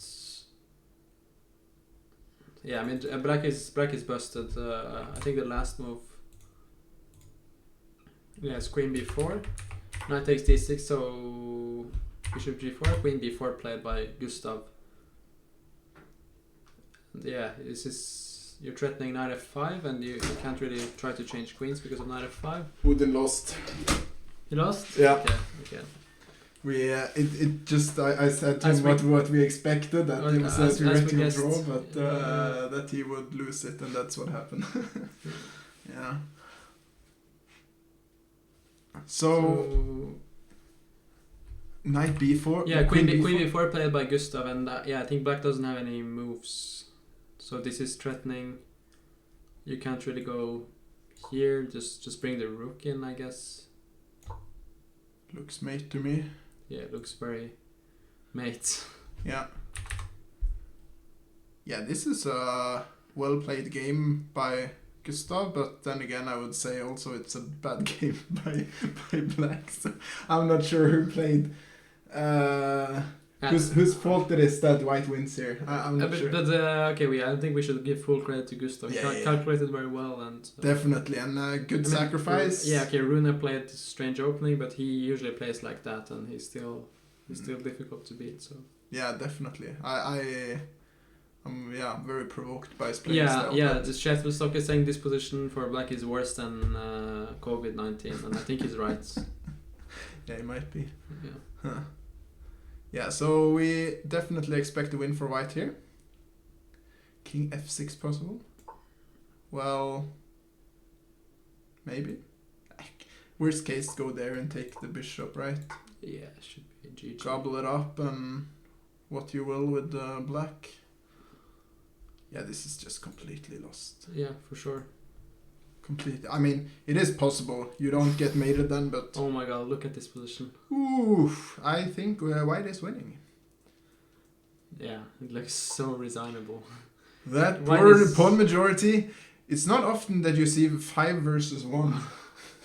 Is it? Instructive. No. 5 versus 1.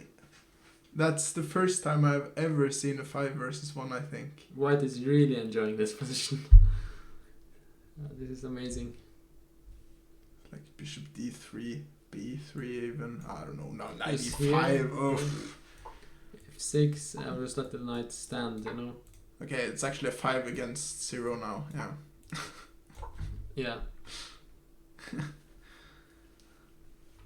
Pretty rare. Two will have fun. Yeah. I think White is enjoying his life here. Yeah, for sure. He's gonna win, and let's look at the Lucas game. Yeah. So he won the pawn. Yeah. Bishop e3. Okay. So white won the pawn and everything got traded off. But black, I think black is pretty happy with this position probably because. Well. Okay, I'm not sure. Knight h5, bishop h6, e5. It continues. Yeah, so that's a very critical way of playing. What happens? What if takes e5, takes c6, take f5? How's that position? Mm-hmm. Take b5, I guess. It's here. Bishop e2. I mean, I think black has good drawing chances. yeah. I mean, white is Knight for on sure. h5 is kind of stuck. You have two bishops, but black is active. White is pushing though. I mean, white shouldn't lose this. Yeah, ever. yeah, but in general, when we looked after the opening and the middle game, white was never in the danger. Yeah. He was like much better and crushing. It's a well played game for Lucas though. I Yeah. would say. I mean, he's it's still an FM playing very strong GM, right? Yeah, for sure. But I think it's gonna be a draw this game. Yeah. Because black has compensation and the knight on h5 is out. Would you play like I suggested though? I mean, Yeah, what you suggested looks like the most logical. Yeah, is there any alternative? I don't know. I don't think so. Maybe black should trade only one pair of rooks. Yeah, maybe to keep one pair of rooks on the board. Mm. Yeah, I think it's logical. Takes and yeah, I think something like this. Bishop e2, king c7. It's two passed pawns, but you have to like your pieces are on the rim, so Yeah. So it's pretty grim. yeah. I think that's what the saying is, right? Yeah, you're good with those words. Yeah. I like those. JK always suggests the best way from Tatasarane. Yes. As you have seen, It's a compliment. Kjetil, I am a pretty strong player, as you saw in Bergen. Lucky for these players that you don't play in. Yeah, for in this sure. group. Is the Magnus still eating? Yeah, I think he's still eating. We'll see if he suddenly appears again at 9 o'clock to play a certain titled arena. Or at least, yeah, maybe. Oh, cool. Yeah, I certainly hope so. I think that's one of the best entertainment that Then we can bother him here, yeah. Well, yeah, we please. could, or you could. I don't know. I'm Yeah. probably gonna go to the good night though. Oh, what's happening there? Nah, just a meetup for the people who wanted. I said before the round that they should meet up there afterwards. Oh, nice. Yeah, Cool. I thought Saturday and everything, and it's a cool place to be when Well- you're a chess player and have international Yeah, it's not in visitors. it's not in every country. You have a chess bar in the capital. Yeah, It's not at super all. cool. All right, so Okay, so let's look at this game. yeah, so we are pretty on point though with our analysis, I would say, or Yeah, actually, exactly this happened. Yeah, white put rook on h4.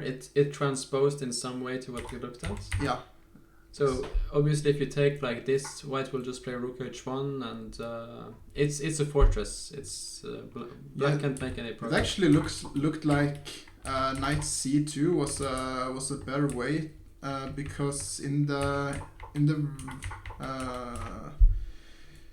variant that we looked at, you had the king on f2, which created some problems in the h file because you can't take back with the king on Yeah. h1, right? But here, knight g2, I think was maybe more precise because actually you're threatening to take on f4. Yeah, but maybe not because rook f8. Rook f8 here. The other one. Yeah, I guess it transposes, right? Because yeah, So it actually here, does. Here, no, sorry, not there. But takes. Yeah, it does transpose. Yeah, I think it's everything transposes somehow to the same position. And of course it's kind of important to play king h3 here to stop black from pushing. Of course, yeah. Rook g1, rook d8. Yeah, I still think white is fine. Yeah, no, so white pretty much offers a draw here. Yeah, but black is a higher rated player and really wants to win. So interesting what he's doing here with king f7. I think he's kind of dreaming of like putting his king on a8, you know, if white can't do anything. Why not put it on a5? It's the best square. Yeah, I actually like putting it on a5. Yeah, why not? And then play. But white is trying to be annoying with knight f5. And I guess if you take that, white is very happy with this. Then you can play on the light squares. Yeah, maybe you can. I was thinking about taking with the g pawn, but it's probably just way worse. No. I think you're right. Taking with the g pawn is also maybe even better. Queen d5. Yeah. Rook g8. Yeah. That's. Yeah. Look. So I think black can't take really. Probably not. Yes, we are sitting in the same building as those who are playing. If you see the live camera, very up there, I could go and wave actually. Maybe you could see me on the live camera. Should I do it? Go and wave? Yeah, you see right there. Go and wave. Yeah, I'll go and wave just to confirm that we're in the same building.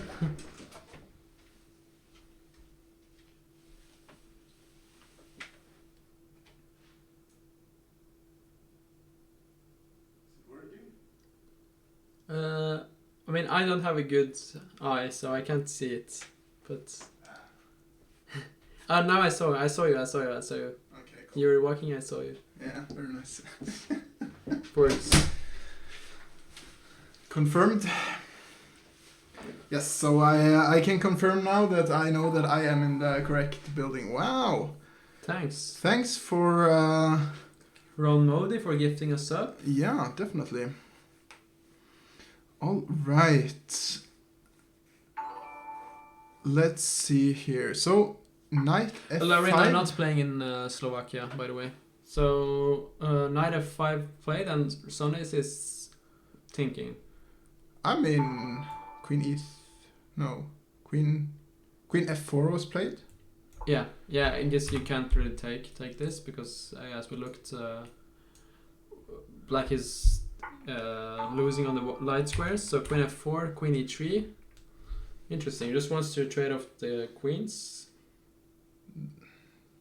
Yeah, I guess black's queen got very active on f4, so maybe it's a smart way to go. I think it didn't really need to change queens, but queen e3 is a safe move as well. If you change queens, black has 0% chance to win the game. Yeah. There's like no way you can make any progress. But I guess white still has some chances. I mean, if white wants to push, no? I think it should just be a draw. Yeah, it should be. I don't see how white makes progress, and also how either color makes progress. Because how can you make? I mean, you can never like go here and take this pawn. No. I think it's just a draw. Yeah, I guess. But black wants to try, so I guess he's gonna. But yeah, there's not much he can makes says there's one break, right, with a5, a6. Yeah, but white seems to be very happy with a draw, so I don't think it's gonna. Yeah, try. I guess as you said earlier, that is gonna turn into a draw. Yeah. White is scared, yeah. Shetty is saying that Jon Christian can still win with black here, probably. I mean, he can win any position. I mean, black's only chance of winning here is if white over pushes, right? Yeah. But I mean, that could happen. I've seen. Yeah, so this is actually the position. I guess you go back to f5 though, or don't you? Where would you want your knight? Thanks to Alexander, and thanks for your inputs in the chat. Yeah. See you. Definitely. Knight g2. So bishop g5 played. Yeah, this is the position. Yeah. I mean, if you want to draw, you can just go here. And yeah. Do you have to take it? You don't need to take. You can play any move, I guess. But even if you take it, it's still a draw. Even if you take it, should be a draw. I think you take like this and try to play bishop d3, bishop e4, but you can play like b6, But bishop d3. yeah, bishop. Where do black wants his bishop? Maybe just on e7 actually. E7 I'm not sure, because then you allow g5 maybe, but maybe you can put it on maybe king f6 and then play like bishop f4. Yeah, and the h4 Yeah, pawn is pretty poisoned. yeah, you can say that at least. Poisonous. Shouldn't touch the h4. Venomous. Yeah, I'm just playing with words here. Synonyms. You're good with that. Thank you. I try my best. But I guess black doesn't need to take it really also. You can... Knight d5. Knight d5 was played instead of f5. Knight d5? Yeah. Okay, I think black will just wait maybe with, I don't know, king g7 or... White is the only one who can play here, of course, but this should be just a... Oh, I was wrong. I think it's just a fortress. I can't see how black makes progress. I don't see anything either. So let's look at the other games. So Lars Oskar has actually won. Yeah.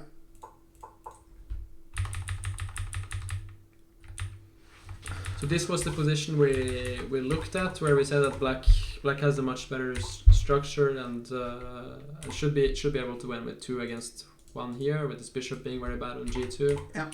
Played rook d3, just getting pushed back. Yeah, pushed back the white pieces and then just position 1 by itself, weak pawn on c3.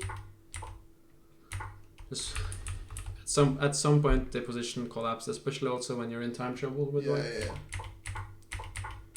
We saw earlier that he had zero time left on the clock. I guess that means he had very little time at least. Yeah. Yeah. So what's going on here? So white is still a pawn up, but black has the active bishops.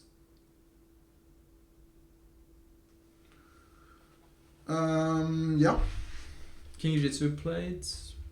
I guess it's still a draw, but I don't know. Endgames are hard. Yeah, I still think black has enough activity to make a draw here with the 2 bishops.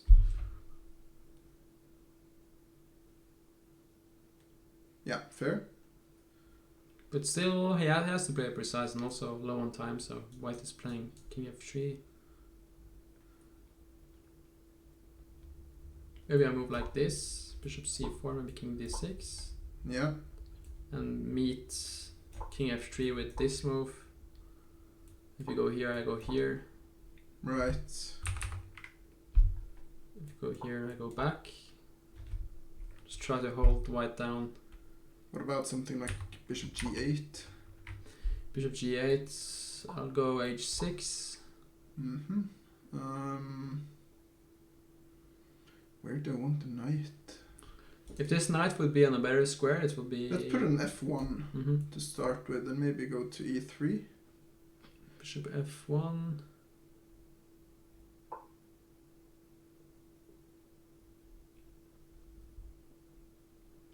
Guess here maybe, knight e3. Yeah. Bishop d3. Bishop c4. Bishop c4, maybe bishop b1 or bishop e4.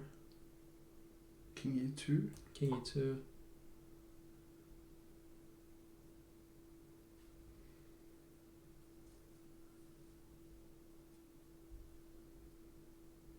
Okay, then you're threatening this. Yeah. So I really want to trade off. I should go here instead. Trade off one bishop or my King bishop. e2, I go e4. Oh.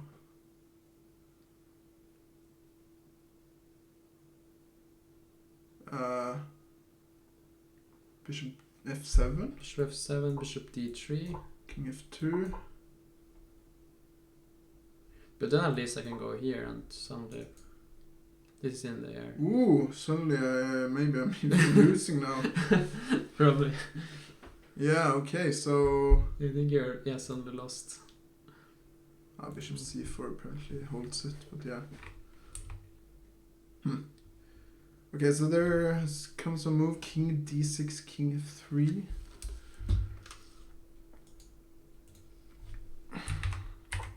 Here, here. Here, here. Yes.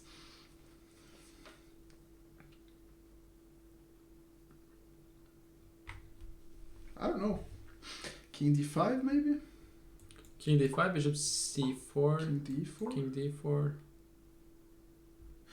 Maybe knight f1 here.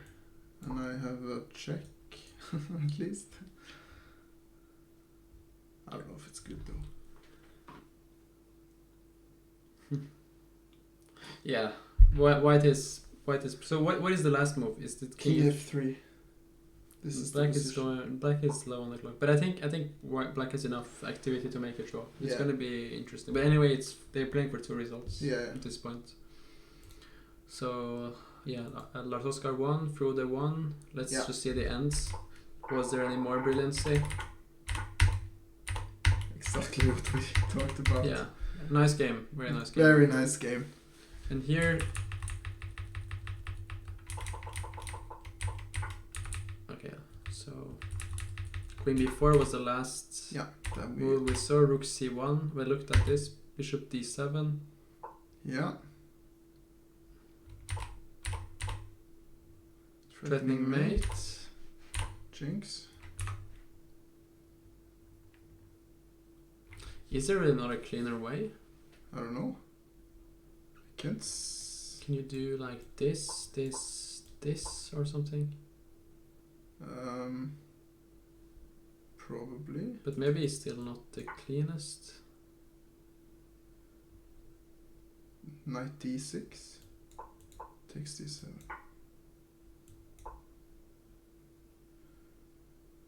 Rook f... No. Should still be... Rook f7 maybe? Yeah, rook f7. But you have this. Yes. Very important. Or a5. Okay. but still. Oh, sorry. Rook f7. Queen g1. King a2 here.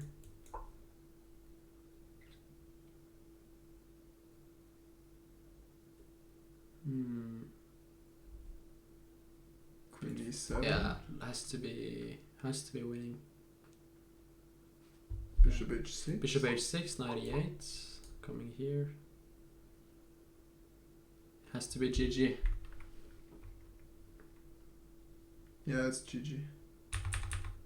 Guess maybe that was cleaner. But it was a very long It wasn't very clean though. Like it was actually. Knight d6. King d8, queen a5. I feel like White kind of messed it up. White did mess it up according to the engine. Yeah, but it feels like giving these checks feels wrong. Oh, he's gonna be so mad at himself. I would have been as well.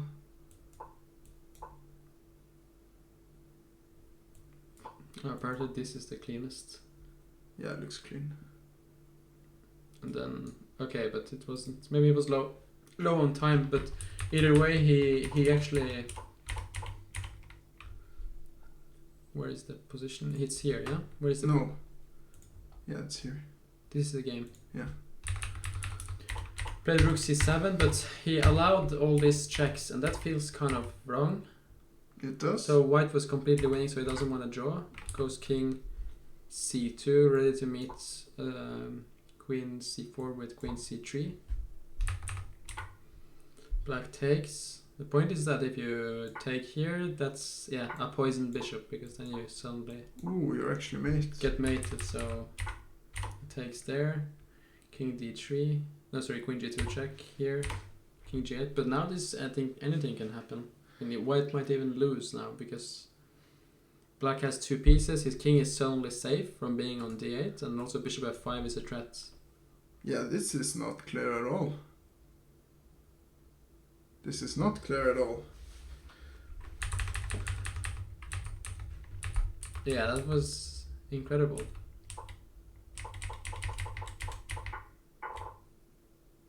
I think, yeah, black is probably winning now with the e-pawn. Oh my lord. Wow. And that's how you win chess. Events. You play 1,000 knight moves and then you win. It's insane. Are we provoked? Yes, we are. We are for sure. I am at least. Wow. Okay, any other games still running or any other results? So to Frederick, yeah. Oh my God! They are look at still this. playing. Reside, please. It hurts to watch. Yeah, if you're black in this position, it hurts your eyes just to look at it. Yeah, it actually hurts. Must be so enjoyable to play white here. 5 passed pawns. Looks like black run out of time. Yeah, it's a dream come true. So Sir Frederick is winning. Okay, what's happening in this game? Ellen? Ellen is a piece up. Yeah, but 2 pawns, 3 pawns down. Black has 3 pawns for the... Yeah, but I don't think white is worse. Sorry, yeah. Queen e5. Okay, let's see what happened. So this happened where we said that black... Okay, maybe we pick black, but white is very solid with good drawing chances. This got traded. Oh, wow. So in this position, black thought that white has... Yeah, good drawing chance, so he wants to mess it up with bishop takes f3. Yeah. Sacrifice a piece for 3 pawns. I think objectively speaking, white should be fine. But it's probably a good decision by Mats because he feels like he has to win and that position was so dry. Yeah. It's a way to... But Ellen is really quick. Okay, so this is Isn't that 3 times? threefold repetition, right? Yeah, I think that's 3 times. 1, 2, 3. So I think that's true, and it's a pretty good result by Ellen to definitely. hold IM. She won the first against an FM. Yeah, she did. Yeah. Who did she beat? The Danish guy Mikkel. Ah, okay. Yeah. And now she is drawing an IM. That's very good. It's very, very impressive. Yeah, it is. Very strong player, very good, and of course an Offerspill member. Yeah. Our beloved streamer. We're proud. Yes, we are proud indeed. Ellen, very good. Good job. We can approve. Should we just see what happened in this endgame? So it was like knight and rook, and against knight and rook, and 3 against 2. Black, it's like jaw with perfect play, but it's very difficult, so... It's already not the best start, yeah? He's not taking the knight. Wow. I think you should take the knight, though. Yeah, you just should. take the knight and play king c7. Yes. That's funny, though. But this is not... He didn't dare to take the knight. But actually, like, it's just dropping a pawn, huh? Yeah. No. Or But yeah. now it's already lost, I Or think, he's because getting knight... mated. Oof. Oof. Knight c8 is nice move, yeah? Just Very nice. trading everything and being 2 pawns up.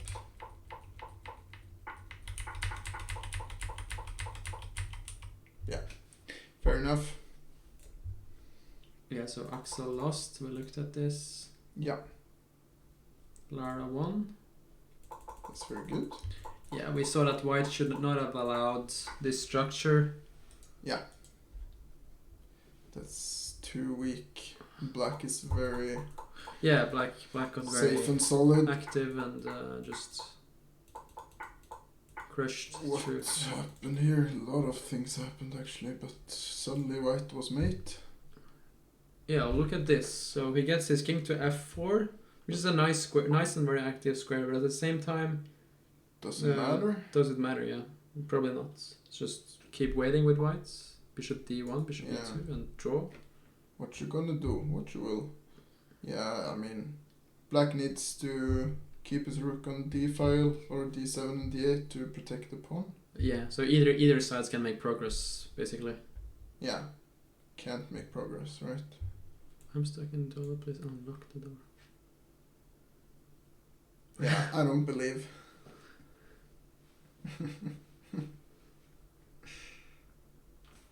Yeah, it's possible to watch all the games live. If you type in !games, you will be directed to it.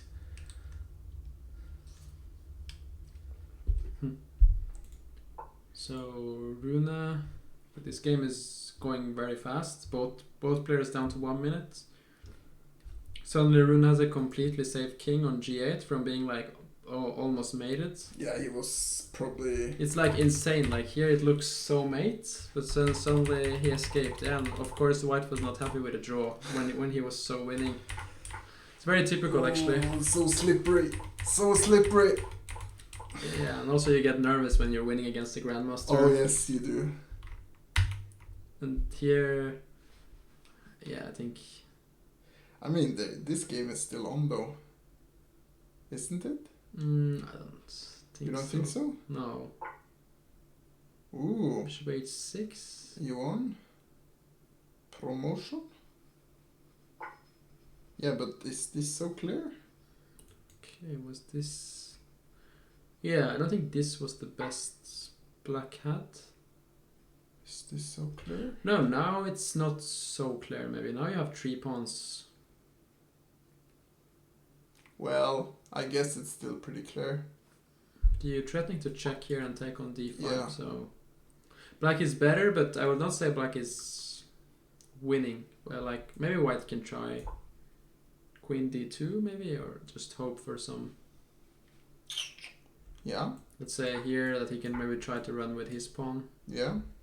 But objectively speaking, I think black should be winning, but with 2 minutes maybe it's possible to go wrong. Okay, so this game is still going on, and there's also a game on the first board that's still going on. Yeah. Ooh. I've noticed that Lucas is always the last guy to finish every time. Because he's spending a lot of time usually. Yeah, he was last yesterday as well, and the trend is that he has a drawn position and then he wins it. That's the trend. But not today, I think. I expect not, but I'm just saying that's the trend. So what's going on? What's going on here? He's 1 pawn up, threatening to take the second pawn. Bishop d5 played. Okay. Why are you guys not playing? Well, I am organizing the tournament pretty much, so that's why I'm not playing. Somebody has to commentate, right? Yes, somebody has to commentate as well, so that's why the other guy here is not playing. Yeah, exactly. I'm not sure about Magnus's whereabouts. So the point here is if you take, there is knight f3, this and this, and this should be winning 2 pawns up. But obviously black is going to play e4 and then take. And if Lucas is ever scared, he can just take if he wants to make a draw. How draw is that? This? Very draw. Yeah, this is Hello? very draw. Yeah, yeah. I have to go open the door for some certain people. I'll just give you some loft. Thank you.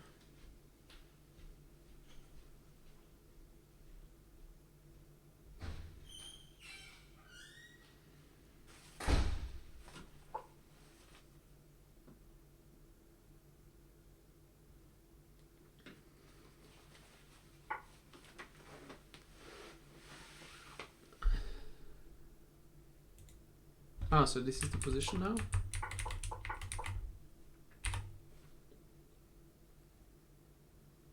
Interesting, so Lucas is 2 pawns up and should be winning, I think. At least very, very good chances. The only thing he has to be careful about is trying to not trade this light squared bishop for this knight, because then with opposite card bishop it can be good drawing chances for black. But with precise play, I think should have good chances. Plays knight f3. So the point is, if he goes knight d3, then there was bishop c4, and maybe black gets what he wants.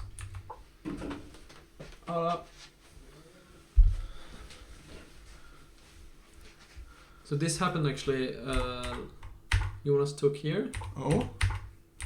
Yeah, I was just saying this is good winning chances for Lucas. The only thing he has to be careful about is it's changing this bishop for this knight, because then with opposite card bishops it can be good chances for a draw. Yeah. Even if you're 2 pawns up. But now it's suddenly, yeah, as you said, white has good chance here, right? Yeah, but is it following the trend that I talked about? Yeah. Magnus walked on by live cam. Yeah, I just opened up for them, so you might see some more of him very soon.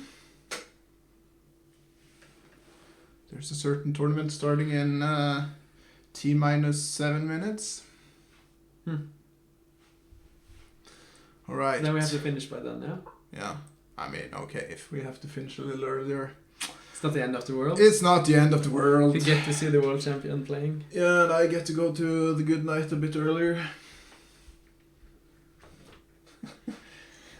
What do you think? Well. Is Lucas winning in this? 2 pawns is not Look at this. enough No, to... I think it's not enough. You don't think it's enough? No, it's not even close. Because Not white even will close.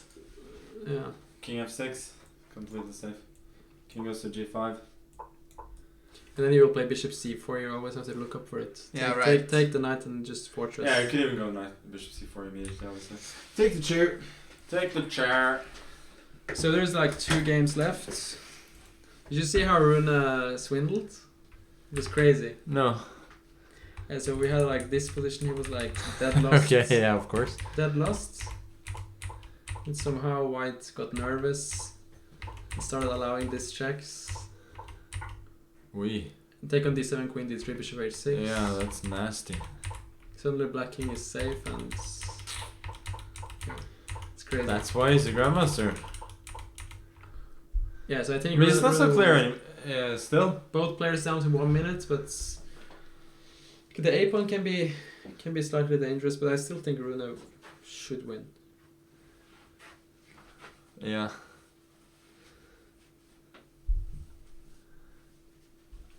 Only one But- game but- left. Yeah. Okay, let me see some results. What happened? So this was it's still playing, but it's just Connor a half. So his name is not correct for some reason. Yeah, for whatever. Lars Oskar won.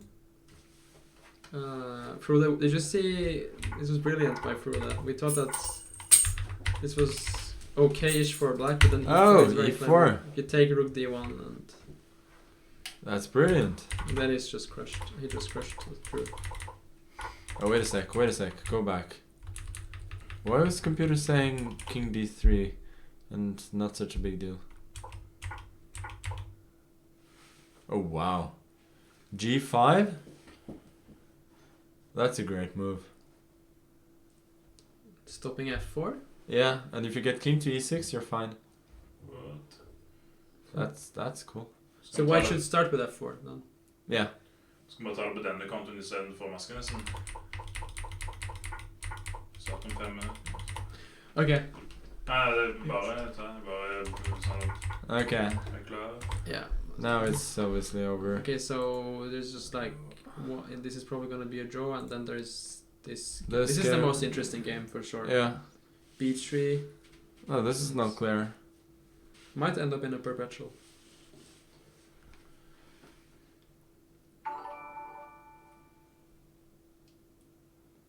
Ravior, thanks.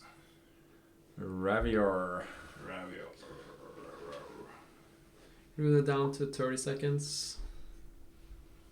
Ooh. Who's winning? I thought Rune was winning, but now maybe it might be a draw. Right. Oh. No perpetual? Queen e8, Queen e7, Queen h4.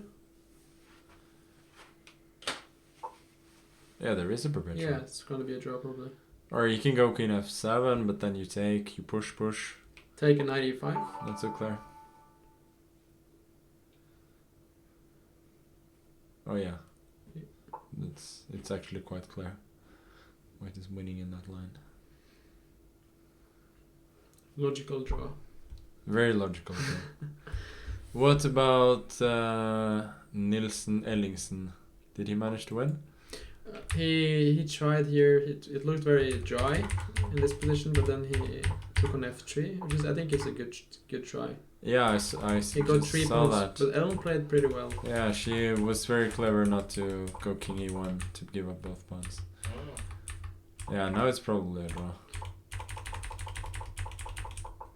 Wow, Yeah. well done by her. Yeah, it looked clever to sacrifice, but Ellen played well, and it was just a draw. Okay. Okay, maybe you should start with the. I didn't say it. But denne kontoen eller maskenessen, hva tenker du? Vi kan bare ta denne. Ta denne. Du må bare endre designet litt, eller bare vi kan fjerne Oh, White is invitation trying. greiene. Yeah, he wins a Så piece. må jeg også endre noe ting på, men det kan jeg gjøre her. What a game. Jeg skal fikse det shit her. Ok, konto. Nykk eller dru? Det må nesten bli drew. Ja.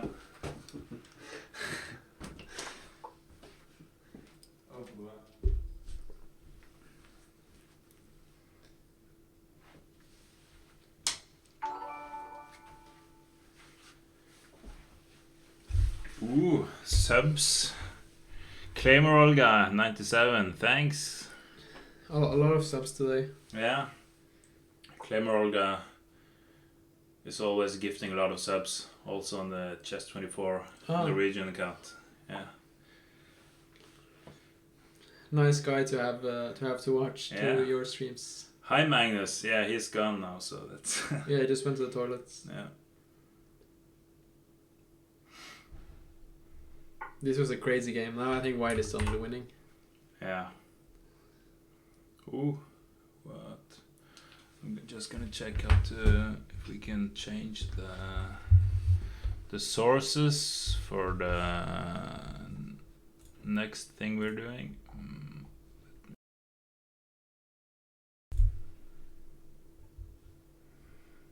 Just creating another one.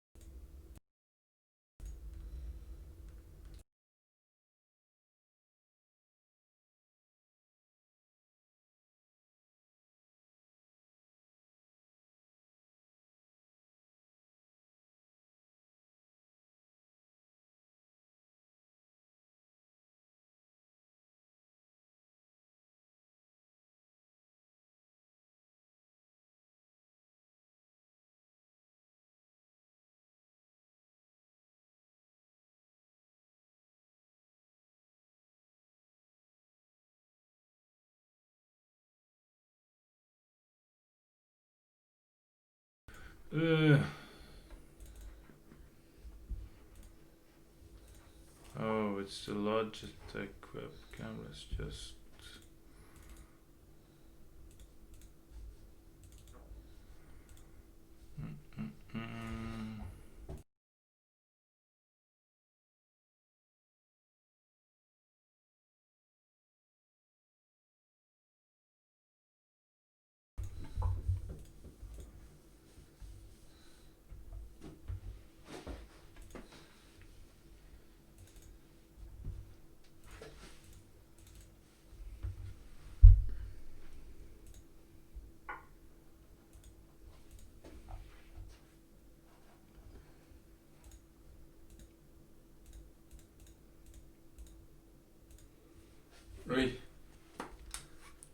C3 var bok, ja.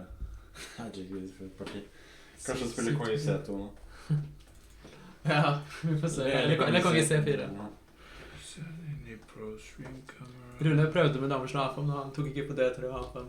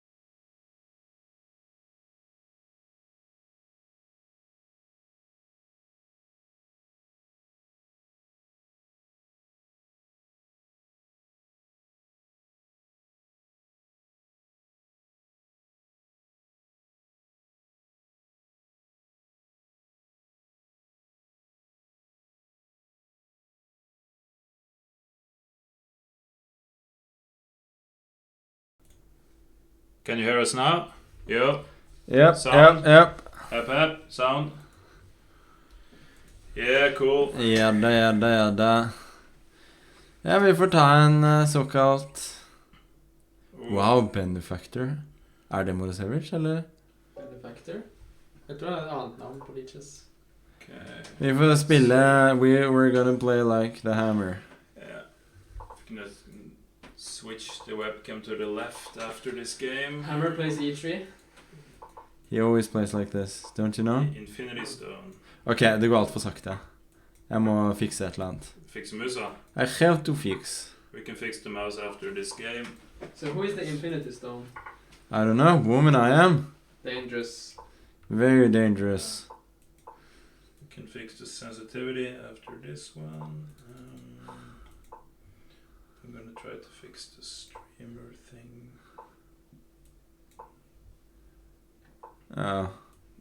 C5, that's not great from positional point of view.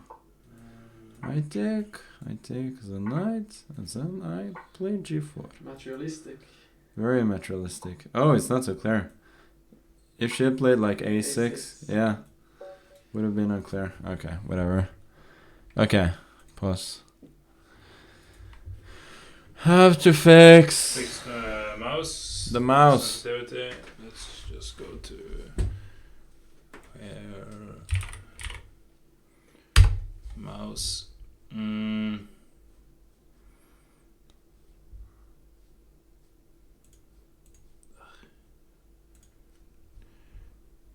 Ok, bare prøv den på forskjellige settings, og så ser du hva som er smooth. Ok, jeg prøver sånn.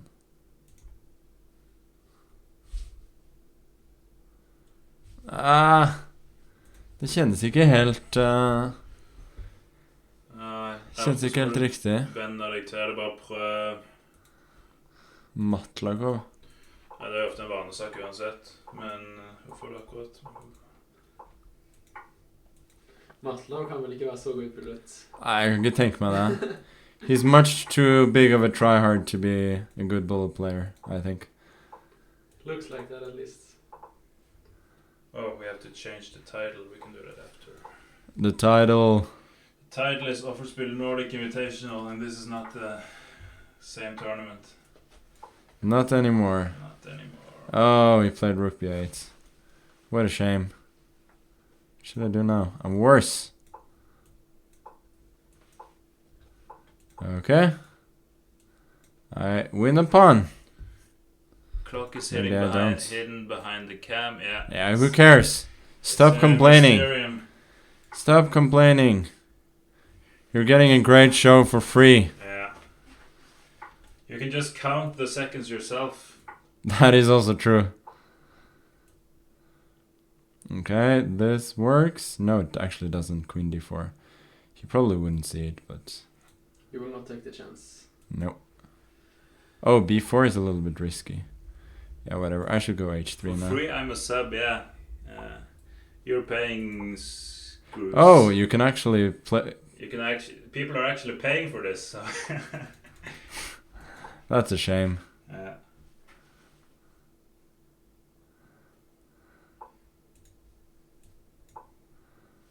Okay, looks like I'm gonna win the game. Nice hair, Magsy. Yeah. Free piece. Free piece. Ooh la la, boys. So many times. Oh, this actually works for him? Are you serious? Fast. Yeah, I need to play a lot faster. I'm very slow now.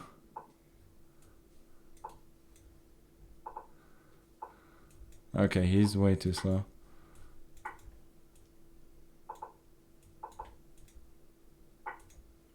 Yeah. Oh, this is terrible. But this only worked because he was very slow. I should... Fix the mouse. If you pause, we can... Yeah, this doesn't... But we can't do anything more than just fix the sensitivity here. If you go here, this is... It's everything we can do. Ja, okej, it men wasn't too jag fast or too slow. Jag tror jag bara... That seems way too fast. I like to have kind of slow, but... I have no idea. It just feels like it's a little bit... Yeah, but if it's... muddy.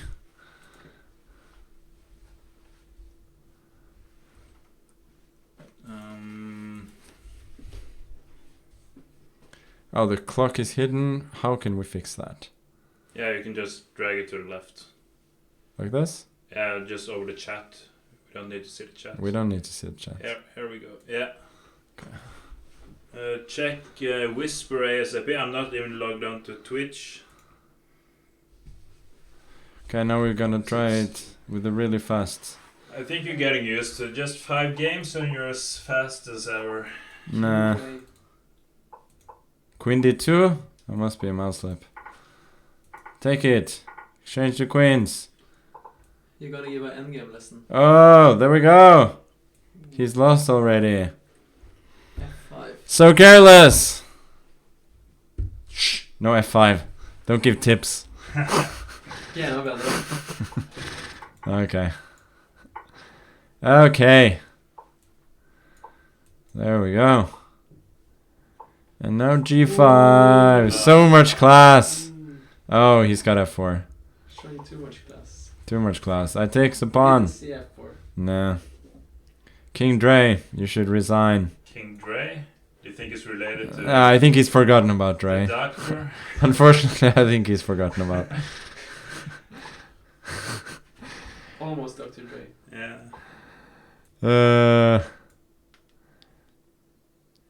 Playing for beauty. Stream is lag, really? Is that true? Oh, why didn't he go King E1? Unless you're paying, don't complain. I'm gonna go down and see. Okay, we got ourselves a nice checkmate. I'm just gonna check. This was good. To see how things are working. Kan hente noe vann til meg også? Yeah. Okay, boys and girls, we got 3 wins in a row. We got Aryan Tari in the house, still cheering for Nakamura. No, I don't think Nakamura is in the tournament, but he's still cheering for him. But then I have to cheer for you. What a pity. Yeah. Okay. Then we play symmetrical. Knight e4, black is better already. Bishop to a6. Positional chess. Knight a5, take it. Bishop c4. Put, just a little tricky move for you. Oh, we can take on e7, who cares? We go knight c4. And he takes this pawn as well. Is this guy for real? What a greedy guy. What a greedy dude. He just blundered a piece. Oh, Rook that's... c3. No moves! No moves! But it was too beautiful. Yeah, it's a very good move, but we can't be cheating like this. It's not okay. But you can't put this position on the board and don't expect me to say anything. No, I know. Okay, hammer style. Okay, we take it. We take back. We go rook b1. Bishop f4. Take it. h4. Ooh, free pawn. Yeah, we love free pawns. And we love exchange. This exchange is not completely free, but it's still an exchange.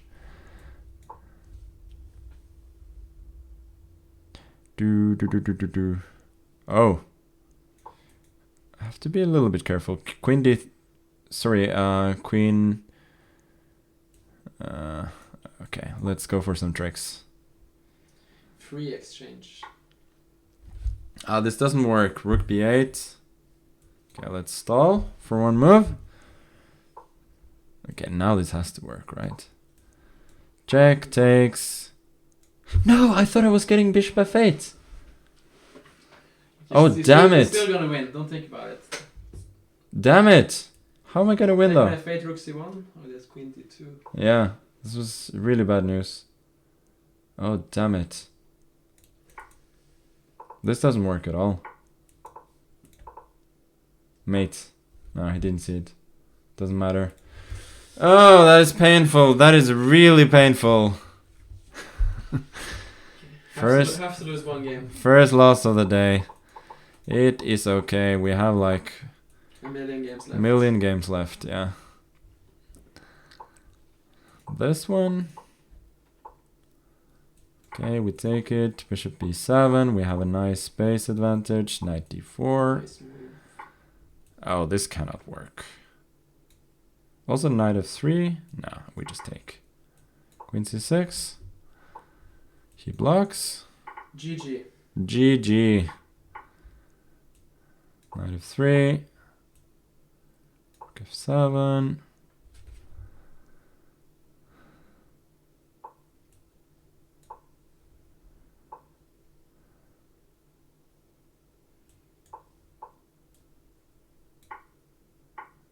This is tense, but my position is winning. Tense but full control. Yes. Oh, how do we win? Okay, just keep it simple. Rook f1 is unstoppable.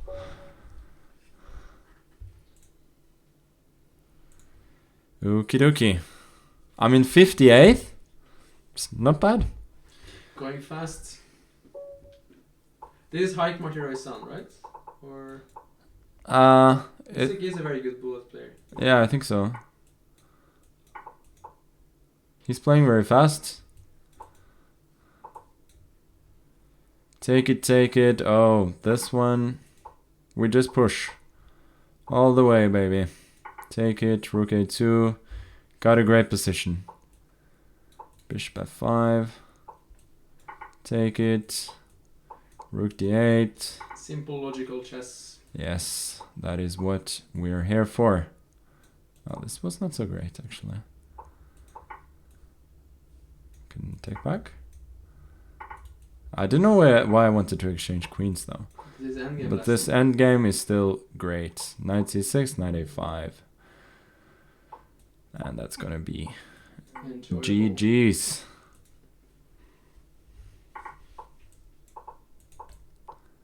Ooh, dirty guy. Almost fell for it. Almost fell for it. Aryan young guys, they're yeah, they're a tricky bunch.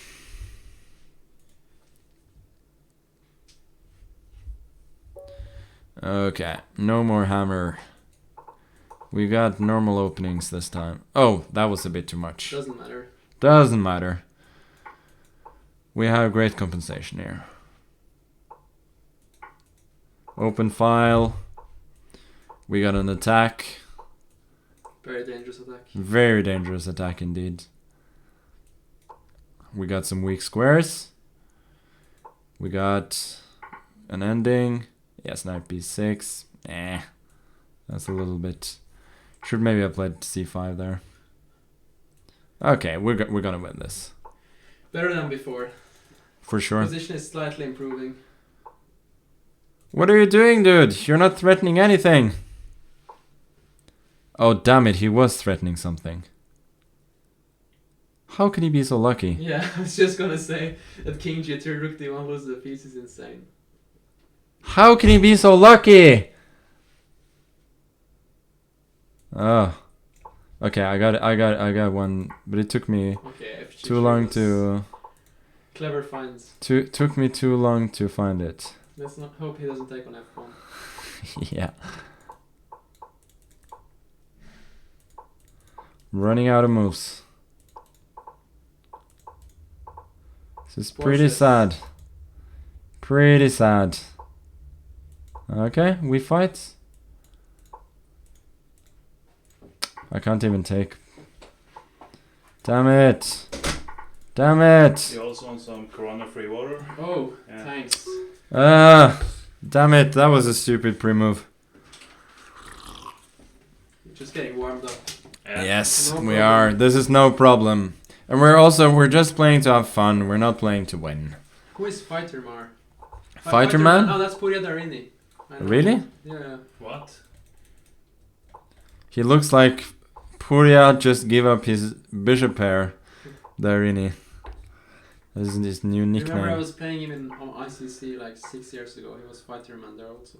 Oh. Ooh, he was always And he's born in 91, I guess. Yeah, otherwise it wouldn't make sense. He was still born in 19... Well, it would make a lot Oh, less I see. sense. Back then? it was- Yeah.